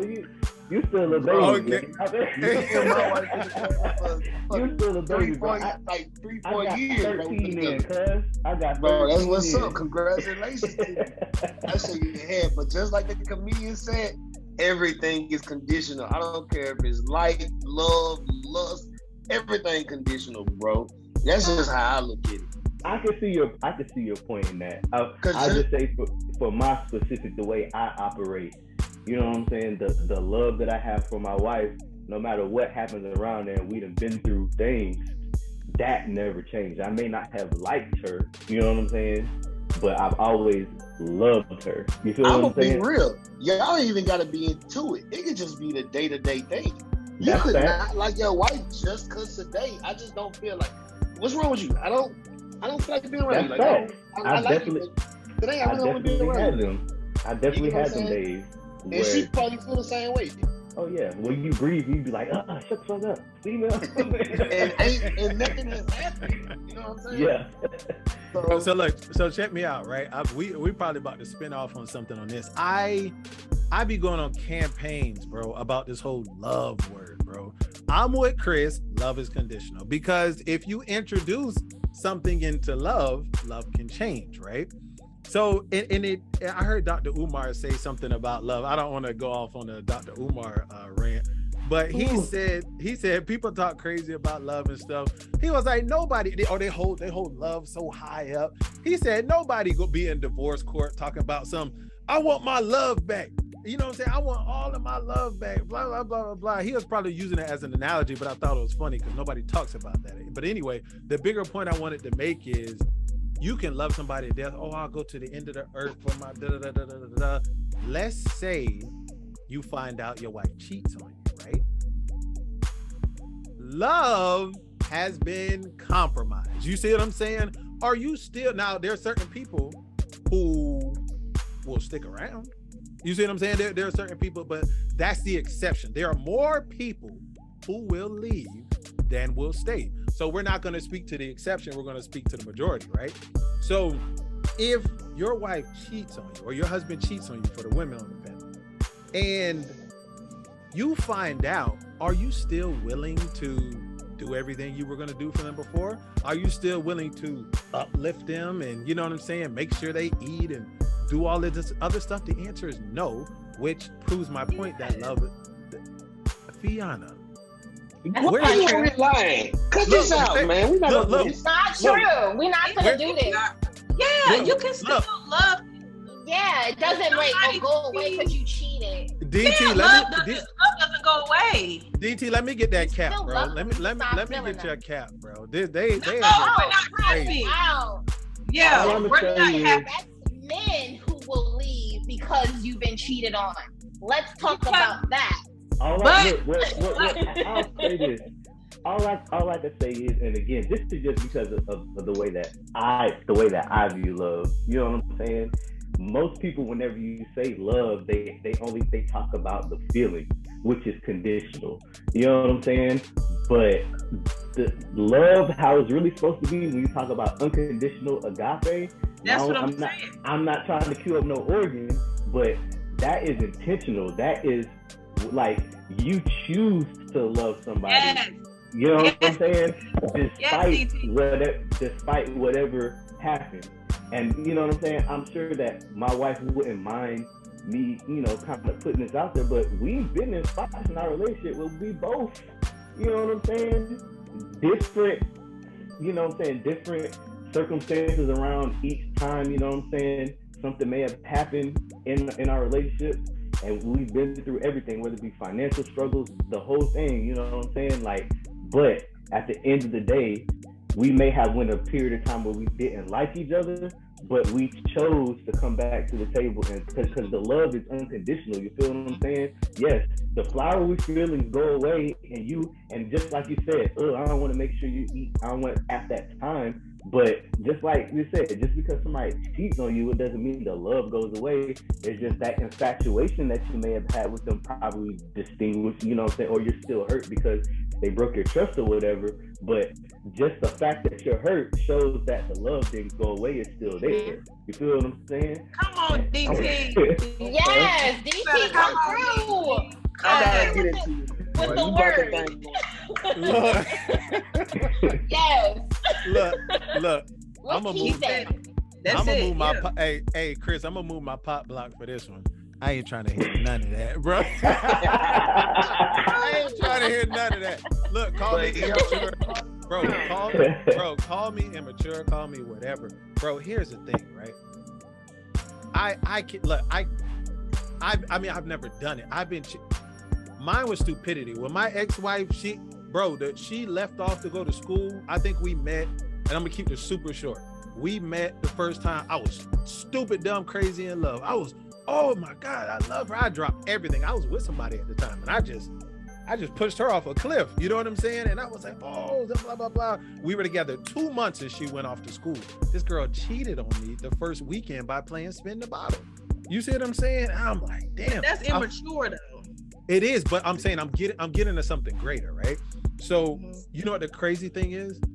I lost what I was gonna say as soon as you said that. So anyway, so look, I'm gonna get back to the original point, right? So I hear you, bro. You know what I'm saying? We chose to be back and love each other. The love is compromised, bro. This is what I'm saying. Love is attached to an emotion. I understand that. You know what I mean? A lot of people make love to be, it's in a feeling that never goes away and blah, blah, blah, blah. That's cap. So that's why I don't tie those two together.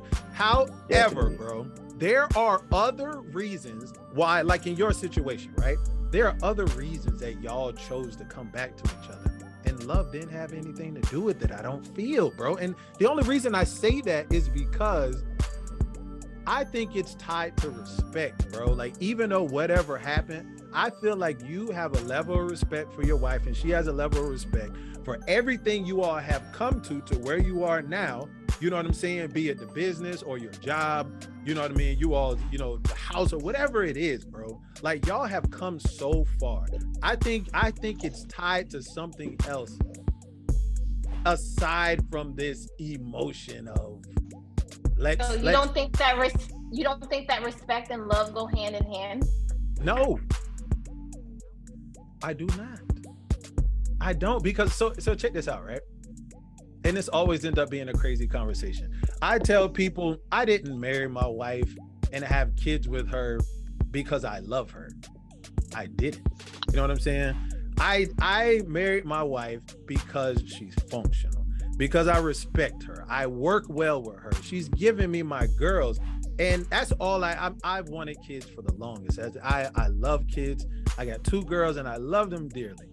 And by her doing that, me seeing her role in the house or whatever it is, right? I'm like, you know what? I can respect that. Like, you know what I mean? Like, I don't give everybody respect. I don't, because not everybody earns respect or earns your respect. You know what I'm saying? So it's like, I grew this respect and admiration for what she does and who she is. Now, do I not like the things she does at times? Yes. Does she do some things that I do not agree with? Chris, we just spoke about this. Like, remember, we were like, there are times when I'm right, when I just got to be like, you know what? For the greater good, you got it. You know what I'm saying? I'm like Ocho Cinco right now, my boy. Like, well, what I was gonna say, like, breathe type rights. But it's like, that's what I'm saying. So I don't base my marriage on love, because if love gets compromised by her, so look, an emotion, I don't attach the emotion to the reason why I stay with her, because that emotion can sway, right? I married my wife, and I tell people this all the time. This is what marriage should be based on, and I'm a yield after this, right? Marriage should be based on permanent things that were there without you. You know what I'm saying? Like, one of the things I married my wife for is because she's reliable, right? If I cheat, steal all the money out of my wife's account, whatever, that doesn't stop her from being reliable. My wife showed great traits of being a good mom. If I cheat on her, take all the money out of her account, slap her across the face, that's not going to turn her good traits from being a good mom. So I married my wife for foundational pieces that do not change. Did that in turn make me love her? Yes, it did. But it's not the foundation. That's the same thing that we said earlier when it comes to attraction and personality. It seems like your wife has a good personality. She has good character traits. So that's what you grew to choose. So true that you love. Yeah. So that goes back off of what we said earlier. But I wouldn't have found those. But I wouldn't have found those, Fiona, if I wouldn't have saw the way she looked. You see what I'm saying? Like I said, bro. Look, I said, bro. The look gets you in the door. Hold on. Your personality makes sure I don't want you to leave. But personality make sure you don't leave. But also, when you just spoke about your wife, you said nothing about what she looked like.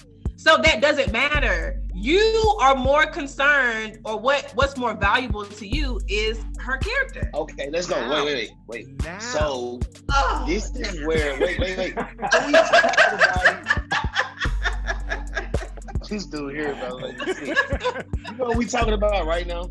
We talking about the way your love languages, bro. This is going to that whole love language conversation that they have been having forever since the book came out, especially. You get what I'm saying? On how do you receive love? sounds like Mario, yours is acts, is acts. So your wife, a big fact. Service. She gives you all these things that. So since that's the way you receive love, that's the way you look at love as a whole, is how her actions throughout y'all's relationship, which is kind of the same way I am. You know what I'm saying? You can tell me you love me, but if you don't fucking show it or do this over here that I see that I think that's your love, I don't believe that. You know what I'm saying? You could buy me all these gifts, like I love you, baby. Here's a Bentley out front. I don't feel you love me because you bought me a Bentley. Like, I don't even like Bentleys. Why you buy me a Chevy? You know what I'm saying? But you know what I'm saying? But that's what it went into. So I see where you coming from, bro. I'm right there with you 100%. It comes down, you found something that you like, and that act of service and her personality is what it is. Your looks get you there. My wife was the exact same way.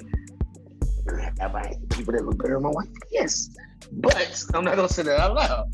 You get what I'm saying? But her personality is what made me want to be with her. You get what I'm saying? Mm-hmm. Yeah. No, big fact, man. I appreciate all the transparency.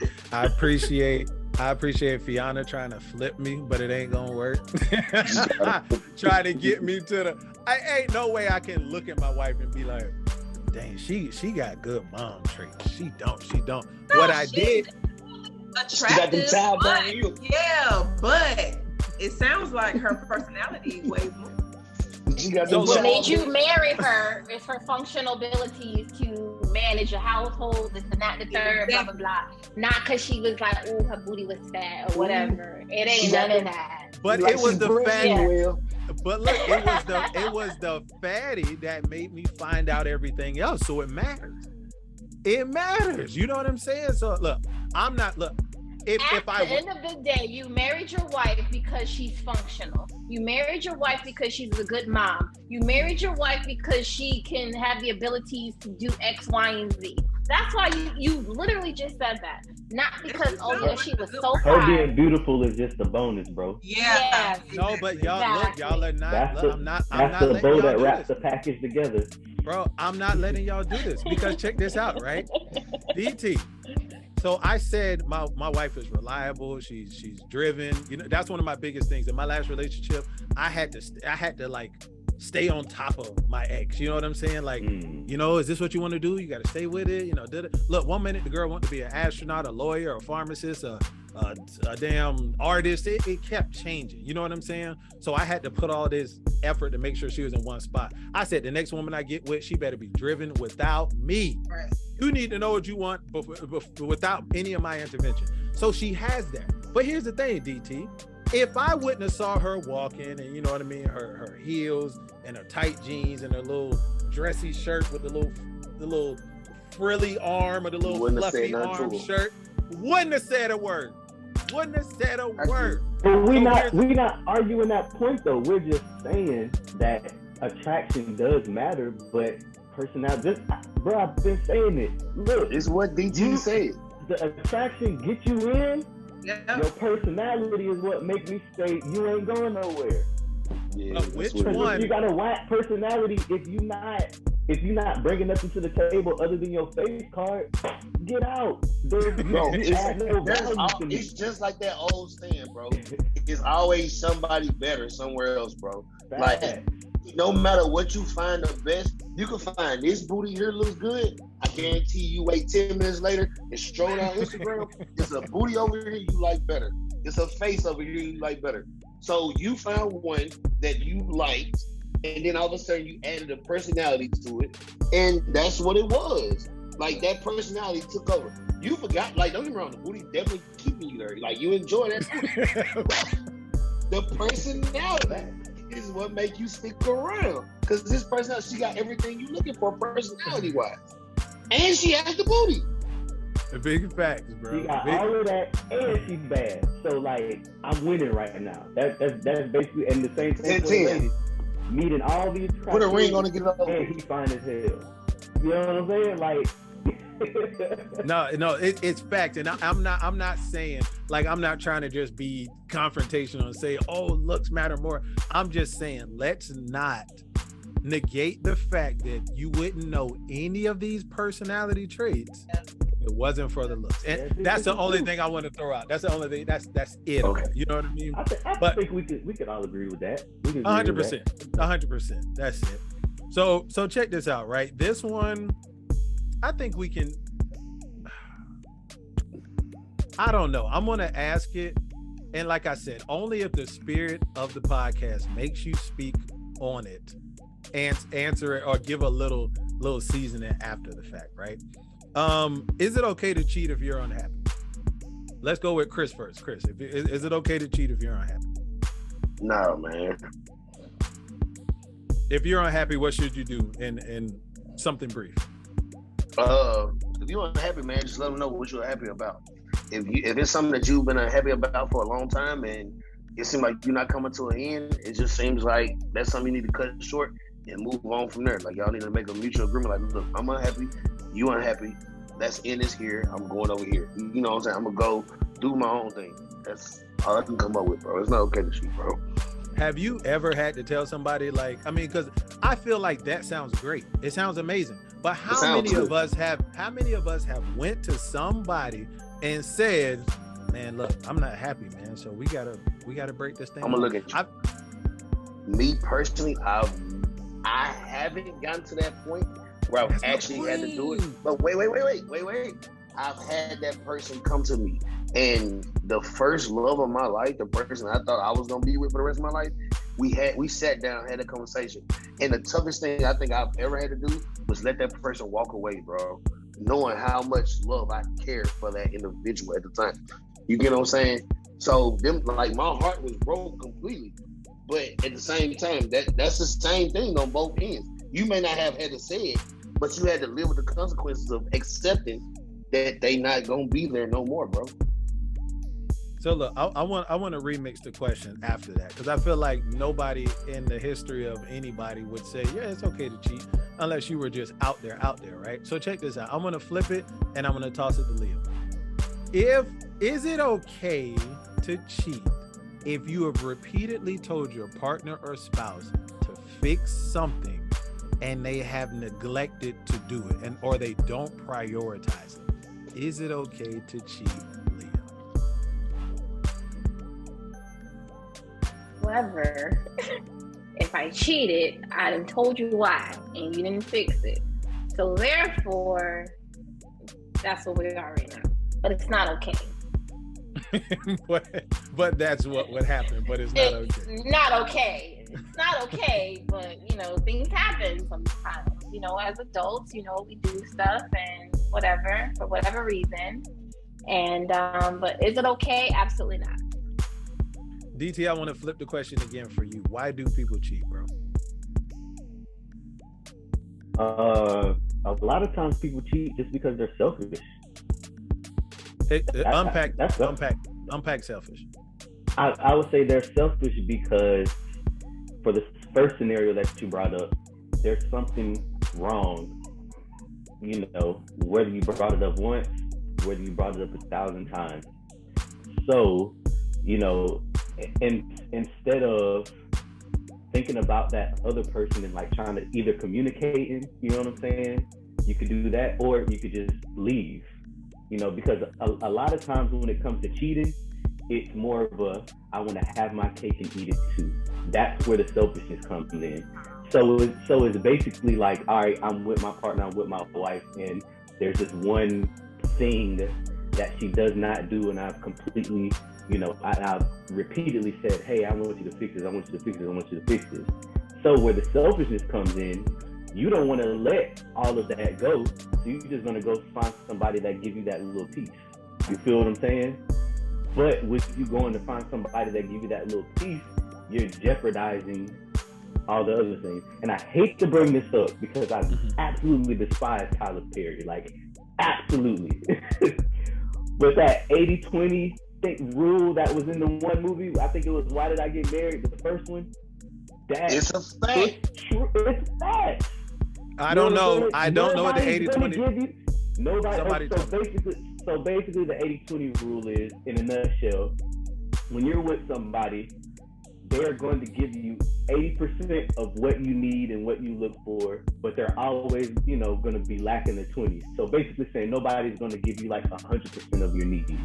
So where a lot of people go wrong is instead of accepting that 80% that you know that you're going to get and working through the 20%, and whether it goes up or goes down, people will leave the 80 to go get the 20, and then when that 20 don't satisfy them, they be like, you know what I mean? Like, so that's why I say a lot of times people are selfish when you cheat, is because a lot of times you want to have your cake and eat it too. Whatever your motivations are, whether you just a dog person, you know, whether you a city boy or a hot girl, and that's just how you move, you know what I'm saying? You're selfish because you're only thinking about your gratification, or whether you're in a committed relationship and you don't want to either do the work that it takes to fix whatever it is in your relationship, or release that person and try to find somebody else that will give that to you. That's why I feel like it's selfish. Like, I'll preach it to myself, you know what I'm saying? Because, like, again, in my relationship, transparent, I've been in those situations on both sides of the coin, you feel me? And you know what I mean? Like, it was mad selfish of me to do what I did, because at that point, those certain points in my life, certain needs wasn't getting met, or I was or my own self-esteem or certain things going on with me, you know what I'm saying, prevented me from being able to communicate effectively with my spouse, you know what I'm saying? And then I go and look over here, and then now I look back and I say, damn, like I really almost like jeopardized this for, you know what I mean? And that's where that selfishness comes in, because like you want to have your cake and eat it too. Because for me, I didn't want to leave my wife. I just wanted to get that other 20 that I wasn't getting. You see what I'm saying? So no, I feel you, bro. I've never heard of that 80-20 before, though. I mean, I've watched some Tyler Perry, but I haven't watched. Yeah, I think it's just like, why did I get mad? I think it's in the first one. Like, I'm not too fond. I'm not too fond of Tyler Perry. Like, I'm just, you know, we could talk about that later, but I just really don't enjoy his movies. No problem, bro. Fiana, I'm gonna switch the question again, because like I said, nobody's gonna say, yeah, it's okay to cheat. But so my question to you is, have you cheated before? And then the question will come after that. I never cheated. Hey DT, let me hold that hat, bro. No, just I'm just playing. So there's more than one type of cheating though, but we'll talk about that. So like you've never stepped out of whatever relationship that you were in. Never stepped out. No. So what was your motivation, or what about you didn't allow Fee to ever cheat on anybody she was with?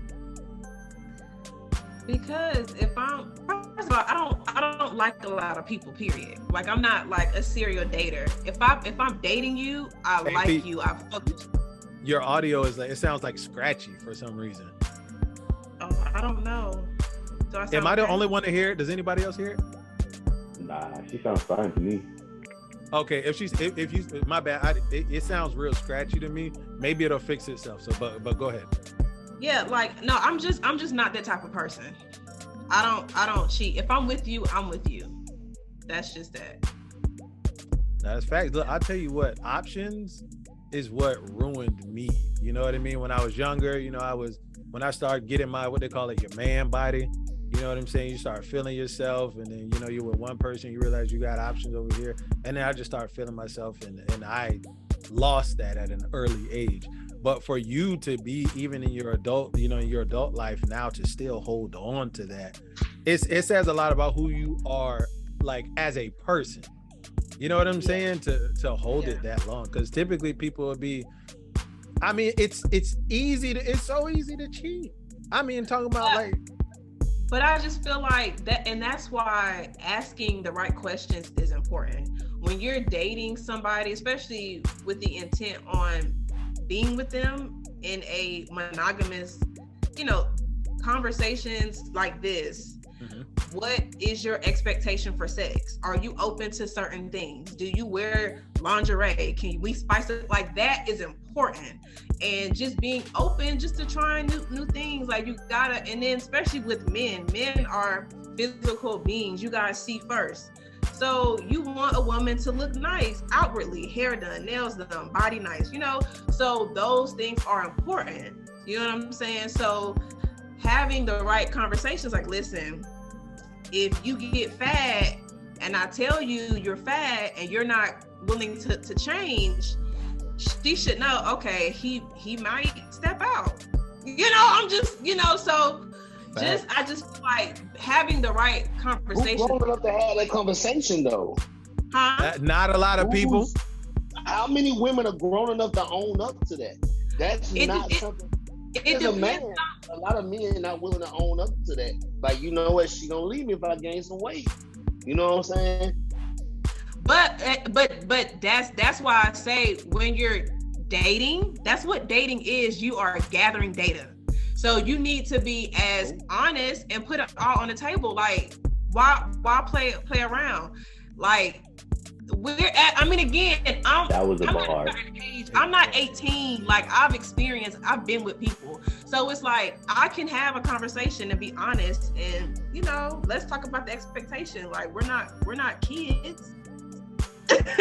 No, hey, Fee, that was a real grown up 16 she just dropped right there, bro. Like, real talk.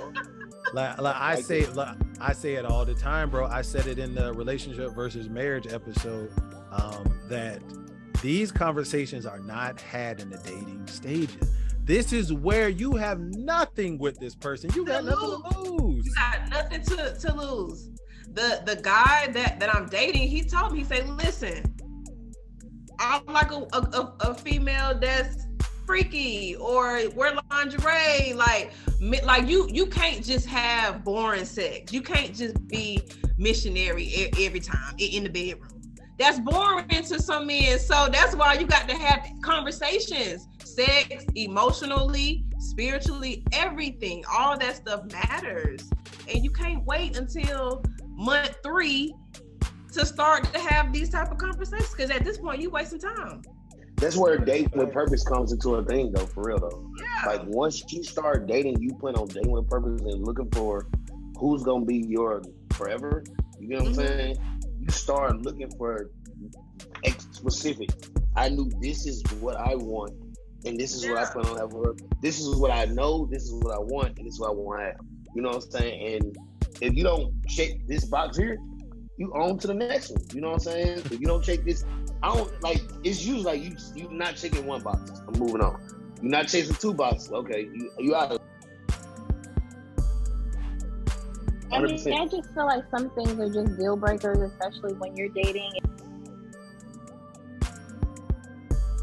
Get it off after it. We don't wait till week 1, week 2. Literally, like, we're having a conversation right now. Like, if I know that if I'm in a certain place in my life and I want to be married and I want to have kids, and I'm asking you and you like tiptoeing around the conversation and can't give me an answer, then probably for me, I know this is not something that's for me, because you can't give me a definitive on where you are with it. So I can't make a decision to move forward with you because you haven't given me that, what Fiona would say, that data that I need to make my decision. Exactly. Nah, that's legit, man. And you know, I just want to bring light to it. Me and DT slightly did. Fiona said that's what dating is gathering data. I was like, ooh. That was a bar. It was a nasty one. That was one of them Jadakiss bars, real. She should have said after she said it. I like that. Yeah, bro. But it's challenging to see. You guys are married. Me and Leah, we still out here trying to figure it out. But it's hard. Bless y'all. Bless y'all.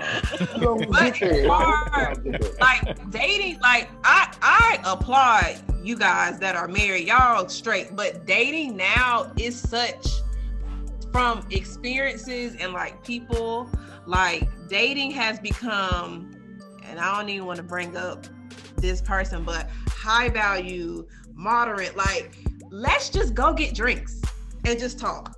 Like, why do we have to break everything down? Let's just talk. Like, let's just go out for drinks. Let's not size people up off the rip. Like, definitely be honest and have conversations, but let it be that. I just feel like with so many podcasts and different people's opinions, like dating is not fun anymore. It's very stressful. It's very, it's just so much. So y'all married, y'all out the way, stay married. Ain't nothing out here but hookah and lemon pepper wings. I'm telling you, stay married. Stay out the way. Okay, don't leave her. Stay with her. For real, man. Lemon pepper wings. I'm gonna tell you,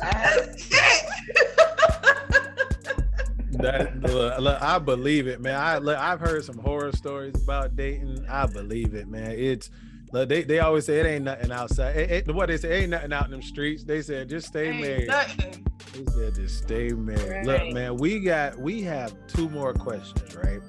So I want to ask this first question, and I just want to look at it again. Hold on 1 second. Let me see.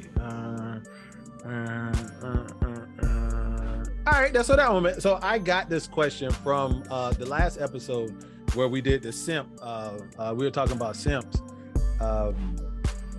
One of my boys on there, my boy Yacht, we were talking about how, men nowadays control what a lot of women do on social media. It's kind of like the consumer and the I'm drawing a blank. What's the opposite of consumer? the buyer. Oh, the seller, entrepreneur, business. We'll say the seller, right? So like the men are the consumers, and women are, the sellers, whatever that word is, right? So a lot of these simps, all they want to do is get on social media and like and swoon over these women who put the cheeks out, right? Because that's all they want to do. So a lot more women do it because they want the attention, right?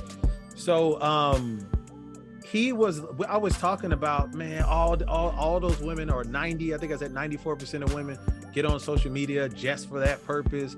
And I was like, it's lame, it's whatever. And he was like, even though it is lame, he was like, I still like those pictures. Like, I'm talking about tap, like those pictures. And he was married. So I was like, is it okay to like provocative pictures of women while you're married? You know what I'm saying? So, which leads into the exact question. So again, you know what I mean? Get on the plane, get up, land it. I want to toss this on to Leah, but I want to flip it. Do you think it's okay for the guy you're with to be liking these alleged Instagram models online?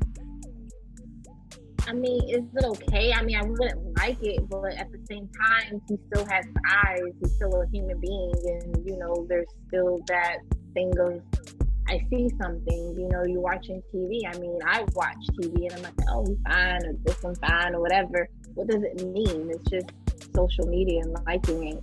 I mean, people lust. It's whatever. You can't stop it because you're married now. No, I hear you. I'm gonna say mine to the end. Fiona, I'm gonna keep it with the women right now. Is it okay? Fiona, what you think, girl? Is it okay for your guy to like other pictures of women? Yeah, I agree. Me and Leah been on the same page, y'all. I agree simply because Instagram is just Instagram. It's not, what's the likelihood of you meeting Lord Harvey? Hey, no, like, what's the likelihood of you meeting Bernice Burgos? Like, let me back it up. I'm not talking about no high profile. There are low profile women. These are regular regulars. It doesn't matter. Online. Well, me personally, I don't care if you like somebody's picture. Now, if your intent is different, that's something else. But liking somebody's picture, sometimes I'll be doing that and not even thinking about it. You just like, But I don't think it's wrong if it's a pure intention. I'm here to tell you right now, I did not expect this outcome. I'm gonna keep it moving. I'm gonna toss this on to Chris. Chris, bro, do you think it's okay for you if you on Instagram and I'm talking about a regular degular? I'm talking about not Bernice Burgos. I'm not talking about her. This is a regular whoever. You going down your timeline and you just see it and you like, is that okay? for me, honestly, because of the way my relationship is set up, it is. Where me and my wife is different, bro. I love my wife, and it's crazy. If I see a nice ass, I point out a nice ass. If she'll see a nice ass, she point it out to me. And that's just the type of relationship that we have, one-on-one. Now, meeting and talking to is a totally different ballgame. But us actually looking, and it's a chick I follow on Instagram I happened to run into recently, and she seen it, she was like, you know what? She looked good. And it was respect. Yeah. I've never been in a relationship where that's the case. Never. I only heard about relationships like that on TV, bro, and on this podcast. Now, I'm gonna say mine. I'm gonna end it. I'm gonna toss it to DT. But check this out, right? I had a crazy past. Right? So like I've come along. I've come a long way. However, I think it's best for me that I'm in the situation I'm in now, because I don't even want to know what it's like anymore. It's too much trouble. It comes with too much. You know what I'm saying? I'm not saying if I see a fat booty whoever on Instagram, if I like it, I'm a relapse. But I'm just saying I've been so far removed from not being focused on what and who I'm dealing with that I don't even care for any of it. I don't want nothing to do with it. You know what I'm saying? Now, could it have been fun for my wife to be like, damn, she got a fat ass? You know what I mean? But it's like, what's the point of pointing it out and enjoying it if we're not doing anything, or if I'm not doing anything with it? So that's why I guess it doesn't attach to me. You see what I'm saying? It's kind of like window shopping. But anyway, for the sake of the next question, DT, I wanted to feel polygamous, bro. You said what? I was looking at polygamy at one point. It was a discussion. You get what I'm saying? Like, me and her had this. Only because you know what I'm saying? I know it, but run your thing. I feel you. DT, is it okay for you to be in a relationship? And I'm talking to you. Like, I'm not saying what your wife would say. Is it okay for you to be married and liking these provocative pictures, videos, whatever it is, on Instagram or whatever these other sites? Nah, me personally, I don't think so. I just think that you should have some type of level of respect for your spouse. You know what I'm saying? Even like, and again, it's different for everybody. You know what I'm saying? And the type of circles you're running or whatever. But I wouldn't, just because. Even though you may be secure and you guys point everything out or whatever, just like me and my wife were super secure, but you don't want to give any room for any inch of doubt or whatever to creep in. You know what I'm saying? Because all it takes is this much. You feel what I'm saying? Like, so that's kind of how it is. I mean, I'm pretty sure, of course we look for things like that, but to actually like it, you know what I mean? And like you said, the famous people, that is whatever, because that's kind of like once in a thing. And but when you talk about like regular degulars, like even when you bust it down even more, and you talk about people that like are actually obtainable, like folks in your same city or in your same crowd, or you know what I'm saying, stuff like that, that's when it starts to get sticky, because you can reach out and touch these people. You can DM them. What city you in, bro? Oh, I'm in. Oh, exactly. That's what I'm saying. I just feel it's. Yeah. You know what I mean? It's different. Like I said, my reason is different. I agree with you. I feel like it doesn't profit me anything. Like, for what? You know what I mean? Like, I get it. If you do it, it's your prerogative, and if it don't matter, it don't matter.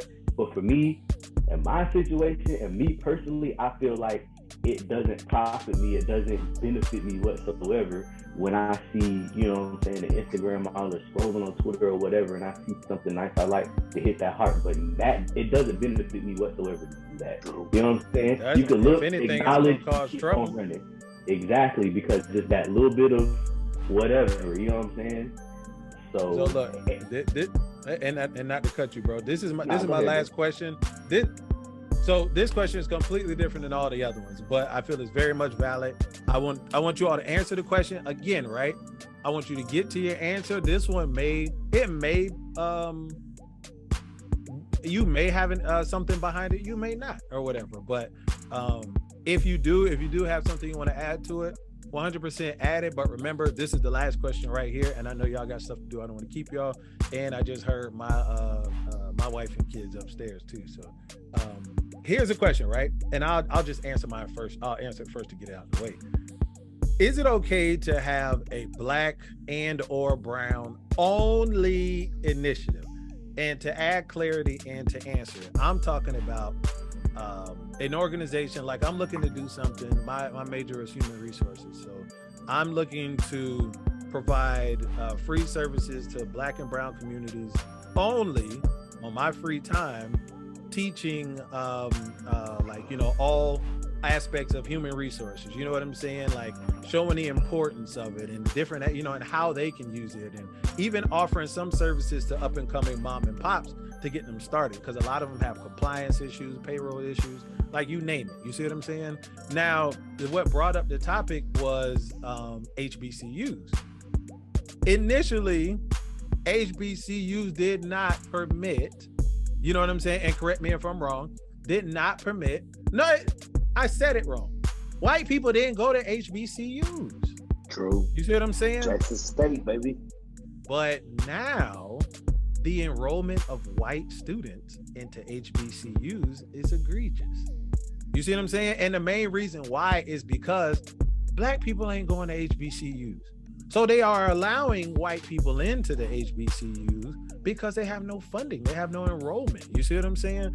So I thought about it, and I'm like, oh, like this came off the back of something else. Because if there's any Black or brown initiative or whatever, and you don't allow white people in, it becomes an issue as far as, oh, y'all are racist. Why can't we all come in there? Da, da, da, da, da, da. So I thought about it, right? And then that's where the question came.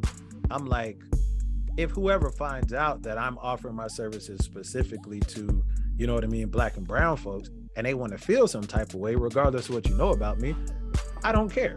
You know what I'm saying? So my stance is, to answer the question, is it okay to only have a Black and brown or a Black or brown initiative? And I say it absolutely is. And if anybody feels any other type of way, that's your fault, not mine. I want to go ahead and toss the question to Fiona.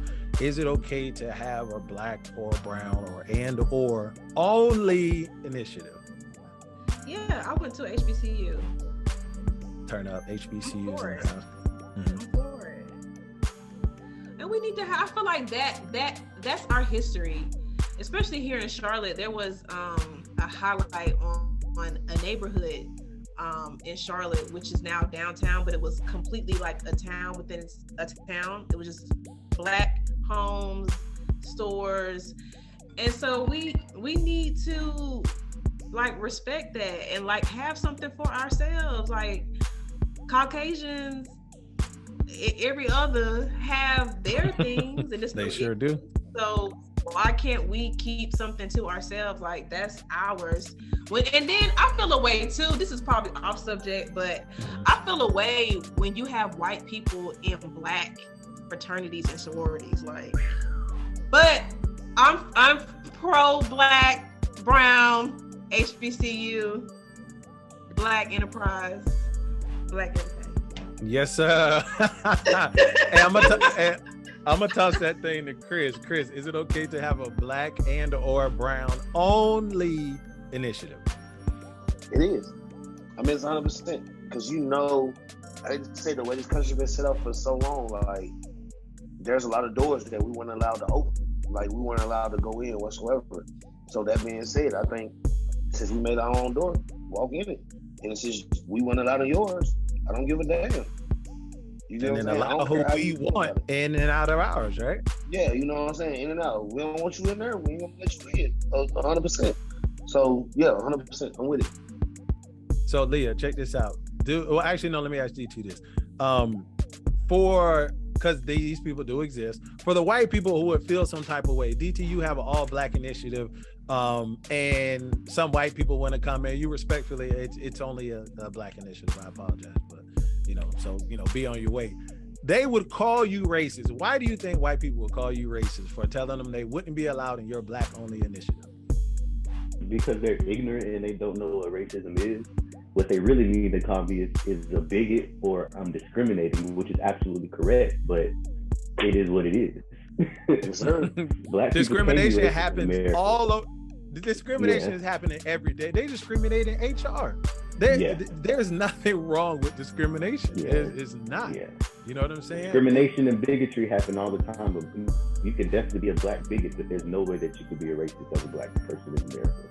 Like, I 100% agree with that. 100%. You can't. But to answer your question, like the original question, I would say yes, it's okay, and not only is it okay, it's necessary.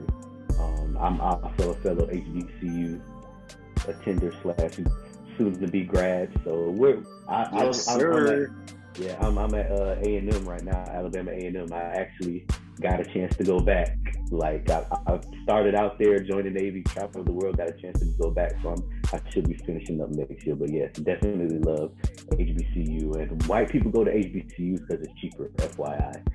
Also true. they some may go for the novelty and want to join a fraternity or whatever, but most of the time they don't care about the niggas up there. It's just cheaper than going to Alabama or and just like we go to predominantly white schools, they get scholarships to go to predominantly black schools. Yeah. It's the same thing back and forth. They're the minority for our black colleges. Yeah. They're the minority. We definitely should gatekeep, and I personally feel like that is not enough gatekeeping going on. But no, big facts. Big fact. Leah, I passed that question to you for you to bring us home. Tell me, Miss, I don't patron black businesses because their customer service is bad, their price points are too high. Tell me. I don't even know if I said all that, but okay. She said, I ain't shopping with them niggas. I don't even remember saying that, but it's recorded, so I can double back on that. But I'll let you finish your question. Is it okay to have a black only initiative? I'm just going to piggyback off of what everybody's saying. I mean, there's something we just need to gatekeep that shit. It's just not for you. Just like everyone has their own organizations and things like that. Why can't we? Why do you always have to infiltrate it? Why do you have to be a part of it? Why do you have to just leave it alone? So it's like at a certain point back in the day, you didn't want us to be a part of something. So now you thinking that you can put on what we have going on, and it's like, oh, looks cool. Let me be a part of that. Like, I just think it's absolutely okay. And I probably would not mind being like, you know what? We good, Susan or Karen. This is for Shaniqua and Dante and us over here. Like, it's not for you. And I don't think that there's nothing wrong with that because they would do it just in a different way. They say it just in a different way. They categorize you. When you're doing your applications, they're asking you then. Are you black, white, whatever the hell you are? So they're, tracking all of that data. So why can't we just be like, you know what? Yeah, we're good over here on you. I don't think there's nothing wrong with that at all. I 100% agree. But definitely, there needs to be more gatekeeping. And I'm gonna end with some Umar, right? I heard this thing with him where he said the smart people. Well, it's probably something that's gonna end up going into something longer. So I ain't even about to do it. I've taken up I've taken up a lot of y'all time, but look, I appreciate it. Look, remember to everybody listening, please like, comment, subscribe. We will put anybody who wants their handles in the description. Make sure y'all keep watching the Epistemologist podcast. To everybody on the panel, Fiona, Chris, Leah, my boy DT, and Lena, happy birthday to your daughter. I think she said it was her 11th. We appreciate everybody being here. But until next time, man, y'all be easy.